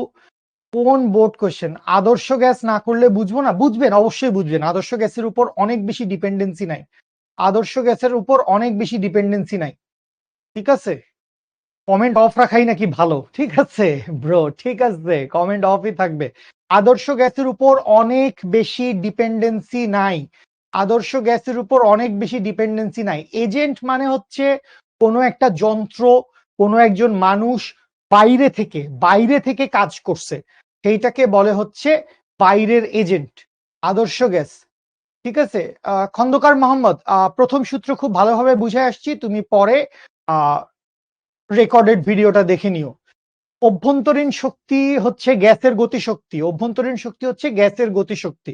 তাপমাত্রা বাড়লে গ্যাসের গতিশক্তি বাড়ে, তো অভ্যন্তরীণ শক্তি বাড়ে। তুলনাঙ্ক হচ্ছে এক ধরনের কনস্ট্যান্ট। সবগুলার একক হচ্ছে জুল। ডিকিউ তাপ শক্তি, একক জুল। অভ্যন্তরীণ শক্তি, ওয়ান কাইন্ড অফ এনার্জি, একক জুল। কৃত কাজ, একক জুল। তো এখানে যে 3টা জিনিস দেখতে পাচ্ছ, এদের প্রত্যেকের একক হচ্ছে জুল। চাপের পরিবর্তনের কথা আমরা আলাদা করে বলি নাই, আপাতত আমাদের চাপের পরিবর্তন দরকার নাই। ঠিক আছে, ডেল্টা বা ডি দিয়ে একই জিনিস বুঝায়, ডেল্টা দিয়েও বুঝায় পরিবর্তন, ডি দিয়েও বুঝায় পরিবর্তন। ঠিক আছে, একটু উপরে যাও তো, কি হয়েছে? হ্যাঁ, শাহরিয়ার একটু নিচে নামো। শাহরিয়ার, শামিম, ব্রো এটা আমাদের হাতে নাই, সরি। পারলে তো আমি ঠিকই বিকাল 5টার সময় ক্লাস শেষ করে ডিঙ্কা চিকা ডিঙ্কা চিকা ডিঙ্কা চিকা বলতে বলতে বাড়ি চলে যেতাম, কিন্তু সেটা তো হচ্ছে না ব্রো, সরি। আপনারা বললে হবে, আমি এটা সবসময় বলছি, আপনারা বললে হবে। ওকে, আশা করি মোটামুটি যাদের ক্লিয়ার হওয়ার তারা ক্লিয়ার হয়েছেন, বুঝতে পারছেন। ওকে, হ্যাঁ হ্যাঁ, জাহিন, করা যাবে, করা যাবে, অবশ্যই করা যাবে। সিস্টেম অবশ্যই জড়বস্তু হবে, সিস্টেম অবশ্যই জড়বস্তু হবে। ডিডব্লিউ মানে কৃতকাজ। ডিডব্লিউ সিস্টেম কাজ করলে বা গ্যাসের আয়তন বাড়লে কৃতকাজ ধনাত্মক। সিস্টেমের উপর বাইরে থেকে কাজ করা হয়েছে বা বাহ্যিক এজেন্ট বুঝতেছে না, কেউ কেউ মনে করবে এটা বোধহয় মোসাদের এজেন্ট বা কেজিবির এজেন্ট, ওরকম না, বাইরের কোনো মানুষ, বাইরের কোনো যন্ত্র, সেইটাকেই বলে হচ্ছে বাহ্যিক এজেন্ট। ডেল্টা ইউ মানে হচ্ছে অভ্যন্তরীণ শক্তির পরিবর্তন। ডেল্টা ইউ মানে হচ্ছে অভ্যন্তরীণ শক্তির পরিবর্তন। ডেল্টা ইউ অভ্যন্তরীণ শক্তির পরিবর্তন মানে কি বুঝতে চাচ্ছেন আমিও বুঝি নাই আসলে। ঠিক আছে, ক্ষুদ্রাতি ক্ষুদ্র পরিবর্তন আর তাপ পরিবর্তন কি আলাদা? ক্ষুদ্রাতি ক্ষুদ্র পরিবর্তন সবার ক্ষেত্রে হইতে পারে, আর তাপ পরিবর্তন তো হচ্ছে শুধু তাপের পরিবর্তন। তাপ পরিবর্তন হচ্ছে শুধু তাপের পরিবর্তন। সিস্টেম তাপ শক্তি শোষণ করলে ডিকিউ পজিটিভ হবে। সিস্টেম তাপ শক্তি শোষণ করলে ডিকিউ পজিটিভ হবে। ওকে, আসেন ম্যাথ করি, আসেন ম্যাথ করি। ম্যাথ করার সময় আসলে আহ বাক স্বাধীনতা হরণ করে নেওয়ার কোনো মানে হয় না। আমরা ভালো ভালো দু একটা ম্যাথ করি, ভালো ভালো দু একটা ম্যাথ হোমওয়ার্কে দিই, তারপরে সোনার বাংলাদেশ, রাকিব ভাই বাড়ি যাবে, আমিও বাড়ি যাব। আসেন দেখেন কি বলছে, কোন সিস্টেম 1500 জুল তাপ শোষণ করে। তাহলে খেয়াল করেন সিস্টেমটা কি করছে, 1500 জুল তাপ শোষণ করছে। তো এই যে সিস্টেম 1500 জুল তাপ শোষণ করছে, সুতরাং ডিকিউ সমান কি লিখতে পারবো? ডিকিউ সমান লিখতে পারবো প্লাস 1500 জুল। ডিকিউ সমান লিখতে পারবো প্লাস 1500 জুল, এবং 82 জুল কাজ সম্পাদন করে। সো এখানে দেখেন কাজটা কে সম্পাদন করছে, কাজটা সিস্টেম সম্পাদন করছে। একটা সিস্টেম 1500 জুল তাপ শোষণ করছে এবং 82 জুল কাজ সম্পাদন করছে। তাহলে ডিডব্লিউ সমান কি হবে? ডিডব্লিউ সমান হবে হচ্ছে প্লাস 82 জুল। কি বাইর করতে বলছে? সিস্টেমের অভ্যন্তরীণ শক্তির পরিবর্তন। তার মানে অভ্যন্তরীণ শক্তির পরিবর্তন ডিইউ সমান কত হবে এইটা বাইর করতে বলছে। খুব ভালো কথা, আপনি সূত্র কি জানেন? আপনি সূত্র জানেন ডি কিউ সমান সমান হচ্ছে জাস্ট যোগ বিয়োগ, প্রথমটা জাস্ট একটু যোগ বিয়োগ করে একটু কনফিডেন্সটা বিল্ড আপ করি, তারপরে আমরা বড় অঙ্ক কঠিন অঙ্ক করব। তো এইখান থেকে চলে আসেন, আপনি কি লিখতে পারবেন? লিখতে পারবেন বা ডিইউ সমান কি, ডিইউ সমান সমান হচ্ছে D Q minus DW. D কিউর মান কত বাবা? ডি কিউর মান হচ্ছে প্লাস 1500 জুল মাইনাস ডিডব্লিউর মান কত? ডিডব্লিউর মান হচ্ছে 82 জুল। দ্যাট মিনস এইখান থেকে বিয়োগ করলে কত থাকবে? এইখান থেকে বিয়োগ করলে থাকবে হচ্ছে 1418 জুল। তো এই হচ্ছে আমার অভ্যন্তরীণ শক্তির পরিবর্তন। এই যোগ বিয়োগ ঠিক মতো করছি? সাবাস, সেজুতি, নুসরাত, রাবেয়া আক্তার, সুপ্রিয় পোদ্দার, মৃদুল রায়, সবাই কারেক্ট অ্যান্সার করছেন। মালিহা, অনেকে অনেকে, জোশ জোশ, সেরা। বুঝতে পারছি, জাস্ট তাপগতিবিদ্যার প্রথম সূত্র চালাই দিলেই হইলো। ঠিক আছে, আচ্ছা, আমি যেখানে যেখানে প্লাস দিচ্ছি সেখানে সেখানে প্লাস দেওয়া লাগবে, ম্যান্ডেটরি। ঠিক আছে, কারণ আপনি শুরুতে তো ধারণা করতে পারতে হবে এটা প্লাস না মাইনাস। ঠিক আছে, সো প্লাস, প্লাস কেন দেয়া হয়েছে? ভাই শোষণ করছে তাই পজিটিভ, সিস্টেম নিজে কাজ করছে তাই পজিটিভ।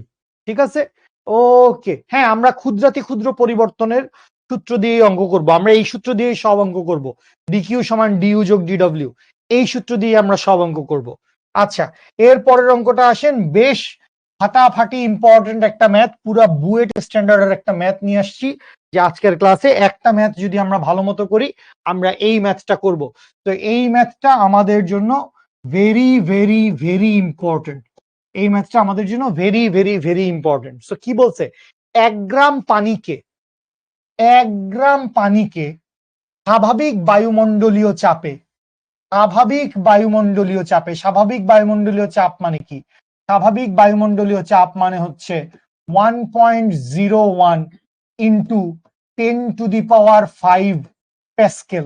ওকে, ভালো কথা, এবং 100 ডিগ্রি সেলসিয়াস তাপমাত্রায় ফুটালে 100 ডিগ্রি সেলসিয়াস তাপমাত্রায় ফুটালে 1672 সিসি বাষ্পে পরিণত হয়। খুব ভালো কথা, 1672 সিসি বাষ্পে পরিণত হয়েছে। তাইলে শুরুতে খেয়াল করেন, শুরুতে দেওয়া আছে বাষ্পের ভর কত বা পানির ভর কত। পানির ভর হচ্ছে 1 গ্রাম। গ্রামকে শুধু জি দিয়ে লেখা হয়, বা এইটাকে লিখতে পারি হচ্ছে 10⁻³ কেজি। 10⁻³ কেজি। গ্রামকে শুধু জি দিয়ে লেখা হয়, জি এম দিয়ে লিখবেন না, এই ভুলটা অনেক রথী মহারথী করে ফেলে। গ্রামকে আমরা শুধু জি দিয়ে লিখব, গ্রামকে শুধু জি দিয়ে লেখা হয়। সিসি মানে হচ্ছে cubic centimetre, cubic centimetre. CC মানে হচ্ছে কিউবিক সেন্টিমিটার, ঠিক আছে। আচ্ছা, তো এম এর মান কত? এম এর মান হচ্ছে 1 গ্রাম বা 10⁻³ কেজি। তাইলে ওরে কালো কালি দিয়েই লেখা শুরু করছি। ওকে ফাইন, তাহলে যেটা বলছিলাম যে 1 গ্রাম বাষ্পের আয়তন, 1 গ্রাম বাষ্পের আয়তন কত বাবু? এটা আমরা জানি, 1 গ্রাম বাষ্পের আয়তন হচ্ছে 1 কিউবিক সেন্টিমিটার বা 1 ঘন সেন্টিমিটার, সেন্টিমিটার কিউব। তাহলে যখন 1 গ্রাম পানিকে ফুটানো হয়েছে, ফুটানো হয়েছে মানে কি তাপ শক্তি দেওয়া হয়েছে, তাইলে ও 1672 সিসি বাষ্পে পরিণত হয়েছে। 1672 সিসি বাষ্পে পরিণত হয়েছে। তো এই যে 1672 সিসি বাষ্পে পরিণত হয়েছে, এইটার কারণে আমি বলতে পারি যে আয়তনের পরিবর্তন কত। আয়তনের পরিবর্তন, এইটাকে যদি আমি ডিভি দিয়ে লিখি, আয়তনের পরিবর্তন ডিভি সমান কত? আয়তনের পরিবর্তন ডিভি সমান হচ্ছে 1672 - 1 সিসি বা সেন্টিমিটার কিউব। সিসি মানে এইটাই, সেন্টিমিটার কিউব। বা এইখান থেকে কি লেখা যায়? এখান থেকে লেখা যায় 1671 সেন্টিমিটার কিউব। এই সেন্টিমিটার কিউবকে নিয়ে যাব মিটার কিউবে। সো 1671 ইন্টু 10⁻³ মিটার কিউব নিয়ে গেলাম হচ্ছে মিটার কিউবে। নিয়ে গেলাম কোথায়? নিয়ে গেলাম হচ্ছে মিটার কিউবে। তো এখান থেকে মোটামুটি মেলা জিনিসপত্র আমরা বের করে ফেলছি। তো এই জায়গা থেকে আমাদেরকে দুইটা জিনিস বাইর করতে বলছে। কি কি? একটা হচ্ছে বাহ্যিক কৃত কাজটা কত, আর একটা হচ্ছে অভ্যন্তরীণ শক্তির বৃদ্ধি কত। তো যা ডেটা দেওয়া ছিল, আচ্ছা, বাষ্পীভবনের আপেক্ষিক সুপ্ততাপ দেওয়া আছে এলভি। এলভি এর মান কত? এখানে কয় ঘর? 1 2 3 4 5 6, তাহলে 2.27, 2.27, 2.27 into 10⁶ joule per KG. 2.27 into 10⁶ joule per KG. তো এইটুকুর ভিতরে দেখো তোমার যা যা গিভেন ডেটা ছিল, সমস্ত গিভেন ডেটা আমরা একরকম প্রসেস করে ফেলছি। তো আমাদের এখন কাজ কি বাবা? আমাদের এখন প্রথম কাজ হচ্ছে আমরা কৃত কাজের মানটা বাইর করে ফেলবো। কৃত কাজের মানটা বাইর করে ফেলবো। তো কৃত কাজের হ্যাঁ হ্যাঁ হ্যাঁ, obviously obviously, thank you thank you. এই যে তোদের কমেন্ট টমেন্ট থাকলে কত ভাল লাগে, ভুল টুল লিখে ফেলি, কত ভুল টুল লিখে ফেলি, সেগুলো তোরা ঠিক করে দিস, কত ভাল লাগে। ঠিক আছে না এখন বস? ঠিক আছে না এখন বস? ওকে। তো কি বলতেছিলাম? আমরা বলতেছিলাম হচ্ছে যে এখান থেকে আমরা ফার্স্টে কি করব? ফার্স্টে হচ্ছে আমরা কৃত কাজের মানটা কত সেটা বাইর করে ফেলবো। তো কৃত কাজের মান ডিডব্লিউ, ডিডব্লিউ সমান কি লেখা যাবে? ডিডব্লিউ সমান লেখা যাবে পি ইন্টু ডিভি। তো পি এর মান কত? পি এর মান হচ্ছে 1.01, 1.01, আচ্ছা থাকুক, 1.01 ইন্টু 10⁵ ইন্টু ভলিউমের চেঞ্জ কত? ভলিউমের চেঞ্জ হচ্ছে 1671, 1671 ইন্টু 10⁻⁻6। এই পুরাটার একক কি হবে? পুরাটার একক হবে হচ্ছে জুল। তাহলে এখান থেকে আমরা কি পাইছি দেখি। এখান থেকে আমরা পাইছি হচ্ছে বিসমিল্লাহির রহমানির রহিম 1.01 ইন্টু 10⁵ ইন্টু হচ্ছে 1671 ইন্টু 10⁻⁻6। সো এখান থেকে আসে হচ্ছে 168.771, 168.771 জুল। বা এটা থেকে একটু বেশি আসতে পারে। কেউ যদি 101.325 লেখে, 101.325 লিখলে আর একটু বেশি হইতে পারে, বাট এইটুকু পর্যন্তই আমাদের ঠিক আছে। তো এইটুকু বুঝতে পারছি 168 পয়েন্ট সামথিং, এইটুকু বোঝা গেছে বাচ্চা লোক। 168 পয়েন্ট সামথিং বুঝতে পারছি আমরা। তো এইটা যদি আমরা বুঝতে পারি, সো এই ছিল আমাদের আগের অংশ। এইবার আমরা পরের অংশে চলে আসি। তো এই দুষ্টুমি করে না।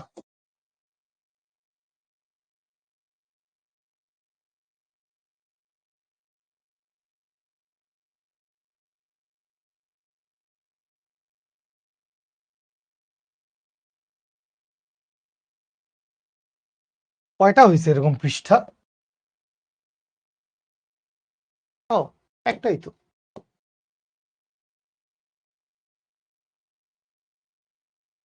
হ্যাঁ বাচ্চা লোক, এবার তাপ শক্তি, গৃহীত বা বর্জিত তাপ শক্তির মান বের করে ফেলি।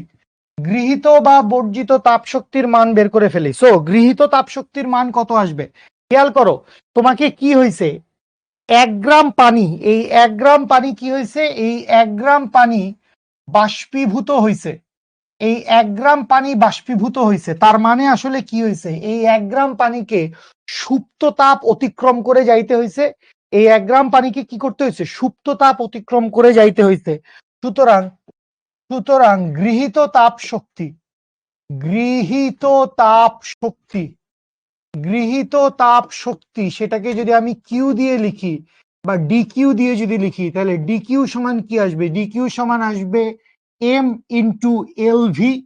এম এর মান কত, এম এর মান হচ্ছে 10⁻³ এই যে এম এর মান কি ছিল, 10⁻³ কেজি। এম এর মান ছিল 10⁻³ কেজি। আচ্ছা, তো 10⁻³ into 2.27 into 10⁶ joule per KG. তাইলে এখান থেকে কি পাচ্ছি, এখান থেকে পাচ্ছি 2.27 ইন্টু 10³ জুল।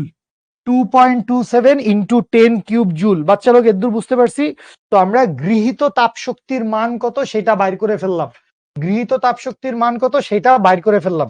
তো গৃহীত তাপ শক্তির মান জেনে গেছি, কৃত কাজের মান জেনে গেছি, তাইলে এবার কাজে লাগাও না তাপগতিবিদ্যার প্রথম সূত্র। তো ফার্স্ট ল অফ থার্মোডাইনামিক্স আমাদেরকে কি বলছে, ফার্স্ট ল অফ থার্মোডাইনামিক্স বলছে ডি কিউ সমান সমান হচ্ছে ডিইউ যোগ ডিডব্লিউ, বা এইখান থেকে অভ্যন্তরীণ শক্তির বৃদ্ধি চাই আমরা, তাইলে ডিইউ সমান হচ্ছে ডিকিউ মাইনাস ডিডব্লিউ। ডিকিউ সমান কত, ডিকিউ সমান হচ্ছে 2.27 ইন্টু 10³ 2.27 ইন্টু 10³ মাইনাস ওখানে কত ছিল 168.771, 168.771।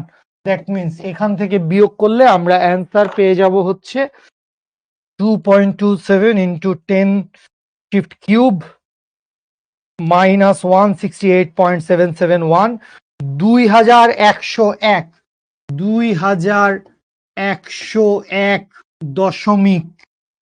2101.229 জুল, 2101.229 জুল। তো এই হচ্ছে কৃত কাজের মান, এই হচ্ছে সরি কৃত কাজ না, এই হচ্ছে অন্তস্থ শক্তির বৃদ্ধি। তো এইটা হচ্ছে একটা অ্যান্সার, আর এইটা হচ্ছে আমাদের আরেকটা অ্যান্সার। ওকে, কে জানি অনেকবার কমেন্ট করতেছিল যে ভাইয়া কেন হচ্ছে আমরা 1672 থেকে 1 বিয়োগ করছি, 1672 থেকে 1 বিয়োগ করছি। হ্যাঁ আপনার কমেন্ট দেখা যায় বস, একটু উপরে যাও তো, কোন বস জানি আজকে প্রথমবার ক্লাসের শেষ মুহূর্তে। মোহাম্মদ সাইদুল ভাই, জি সাইদুল ভাই। ভাইয়া আমি কিছুদিন পরে অ্যাডমিশন হয়েছি, রেকর্ড ক্লাস দেখা শেষ হয়েছে, গুড আলহামদুলিল্লাহ, খুব ভালো কাজ করছেন। আগে সবগুলা রেকর্ড ক্লাস দেখে আসছেন, আজকে প্রথম লাইভ ক্লাস করছেন, লাভ ইউ বাচ্চা। ঠিক আছে, এই যে দেখো, এই যে তাওহিদা হোসেন জিজ্ঞেস করতেছিলেন যে ভাইয়া কেন আমরা 1672 থেকে 1 বিয়োগ করছি, কেন আমরা 1672 থেকে 1 বিয়োগ করছি, কারণ 1 গ্রাম বাষ্পের আয়তন 1 সিসি, 1 গ্রাম বাষ্পের আয়তন হচ্ছে 1 সিসি। তো 1 গ্রাম পানি শুরুতে ছিল, বাষ্পের আয়তন 1 সিসি হয়েছে, বাষ্পের আয়তন কি হয়েছে 1 সিসি। এই 1 সিসি থেকে আমি কত বানাইছি? তাপ প্রয়োগ করার কারণে আমি 1672 বানাইছি। তাহলে শুরুতে কতদূর ছিল? শুরুতে ছিল 1 সিসি, তারপরে তাপ প্রয়োগ করার কারণে সেইটা বেড়ে হয়ে গেছে 1672 সিসি। তো 1672 থেকে 1 বিয়োগ করছি, কারণ আমাদের আয়তনের পরিবর্তন দরকার। আমাদের আয়তনের পরিবর্তন দরকার। তো এই যে আয়তনের পরিবর্তন, এই জন্য 1672 থেকে 1 বিয়োগ করা হয়েছে। তাওহিদা, তুমি কি আমার কথা শুনতে পাচ্ছ না? তোমার কি কানে হেডফোন নাই? শাফিন মল্লিক ভাই, আপনি আর কোনোদিন আমার ক্লাসে জয়েন করেন না প্লিজ, আমি রিকোয়েস্ট করতেছি আপনাকে। প্লিজ ভাই, আপনি আর কোনোদিন আমার ক্লাসে জয়েন করেন না, কোনোদিন না। বা জয়েন করলেও প্লিজ কমেন্ট করেন না, বা জয়েন করার দরকার নাই ভাই, দরকার নাই। 1 সিসি কই পাবো? 1 সিসি কোথাও পাবো না, এটা আমরা জানি। 1 সিসি এটা আমরা জানি। 1 গ্রাম পানির আয়তন 1 সিসি, এটা আমরা জানি। 1 গ্রাম পানির আয়তন 1 সিসি, এটা আমাদের জানা আছে। গৃহীত আর অভ্যন্তরীণ শক্তি কি একই? না। কেন গৃহীত আর অভ্যন্তরীণ শক্তি একই হবে কেন? 10⁻⁻6 কেন হইল? 10⁻⁻6 হইছে কারণ আমি কিউবিক সেন্টিমিটার থেকে মিটার কিউবে নিয়ে গেছি। কিউবিক সেন্টিমিটার থেকে মিটার কিউবে নিয়ে গেছি। 1 মিটার কিউব সমান হচ্ছে 10⁻6 সেন্টিমিটার কিউব, বা 1 সেন্টিমিটার কিউব সমান হচ্ছে 10⁻⁻6 মিটার কিউব। 1 সেন্টিমিটার কিউব সমান হচ্ছে 10⁻⁻6 মিটার কিউব। তো এককের কনভার্সন করা হয়েছে, আর কিছু না। এককের কনভার্সন করা হয়েছে। এলভি, এলভি হচ্ছে এইটা, বাষ্পীভবনের আপেক্ষিক সুপ্ততাপ। LV, latent heat of vaporisation. LV হচ্ছে latent heat of vaporisation. LV হচ্ছে লেটেন্ট হিট অফ ভ্যাপোরাইজেশন। আচ্ছা, ডিকিউ সমান এলভি কি করে হইল? দেখো, ডিকিউ নরমালি যদি তাপমাত্রার পরিবর্তন হয়, যদি তাপমাত্রার পরিবর্তন হয়, এসএসসি কি শর্ট সিলেবাসে পড়ে আসছো নাকি বাবুরা? তখন ডিকিউ সমান হচ্ছে এমএস ডেল থিটা। ঠিক আছে, এমএস ডেল থিটা বা এমএস ডিটি। যদি তাপমাত্রার পরিবর্তন হয়, ডিকিউ সমান হচ্ছে এমএস ডিটি। যদি অবস্থার পরিবর্তন হয়, যদি অবস্থার পরিবর্তন হয়, তখন ডিকিউ সমান হচ্ছে এম ইন্টু এল। তো তোমাকে কি দেওয়া ছিল? তোমাকে দেওয়া ছিল 1 গ্রাম পানি। ওই 1 গ্রাম পানি থেকে তুমি কি করছো? 1 গ্রাম পানি থেকে তুমি হচ্ছে 1672 সিসি বাষ্প বানাইছো। 1 গ্রাম পানি ছিল, সেটা থেকে 1672 সিসি বাষ্পে পরিণত করছি। তাহলে বাষ্প হইছে পানি থেকে, তাইলে অবস্থার পরিবর্তন হইছে। বাষ্প হইছে পানি থেকে, তাইলে অবস্থার পরিবর্তন হইছে। তাহলে ফুল সিলেবাসে পড়লে বস, এটা আপনাদের সবারই জানার কথা। যদি তাপমাত্রার পরিবর্তন হয়, যদি তাপমাত্রার পরিবর্তন হয়, তাহলে গৃহীত তাপশক্তি সমান হচ্ছে এমএস ডিটি। যদি অবস্থার পরিবর্তন হয়, তখন গৃহীত তাপশক্তি সমান হচ্ছে এমএল। 1 গ্রাম পানি কিভাবে 1672 সিসি হয়? বাষ্পীভূত হয়ে গেছে যে বস, বাষ্পীভূত হয়ে গেছে, বাষ্পে পরিণত হয়েছে। এলভি মানে লুইস ভুটন। আরো কিছু, আরো কিছু। হ্যাঁ, 2268 ওইটা আমরা জানি মুখস্থ মান, বাট এখানে যেটা দেওয়া আছে আমরা সেটা দিয়েই কাজ করব। এখানে যেটা দেওয়া আছে আমরা সেটা দিয়েই কাজ করব। ঠিক আছে, ওকে, ফাইন, ফাইন, ওকে, ওকে, ফাইন। আসেন একটা ভালো হোমওয়ার্ক দেই। এই হোমওয়ার্কটা সবাই নিজে নিজে ট্রাই করবেন। মানে এই হোমওয়ার্কটা যদি ট্রাই করেন, ভুল হোক শুদ্ধ হোক, ট্রাই করাটা তোমার জন্য নেসেসারি। তো এই হোমওয়ার্কটা আমি চাই সবাই হচ্ছে ট্রাই করবা। বেশ কাহিনী কুহিনী করা আছে, বেশ গ্যাঞ্জামের কথাবার্তা, নানা কিছু। গ্যাঞ্জামের কথাবার্তা বলে না, গ্যাঞ্জাম বললে আবার পোলাবান ভয় পাবে। গ্যাঞ্জাম বললে পোলাবান চেষ্টাই করবে না। ঠিক আছে, তো মোটামুটি 3টা 4টা ফেজে আমরা অঙ্কটাকে দেখতে পাচ্ছি।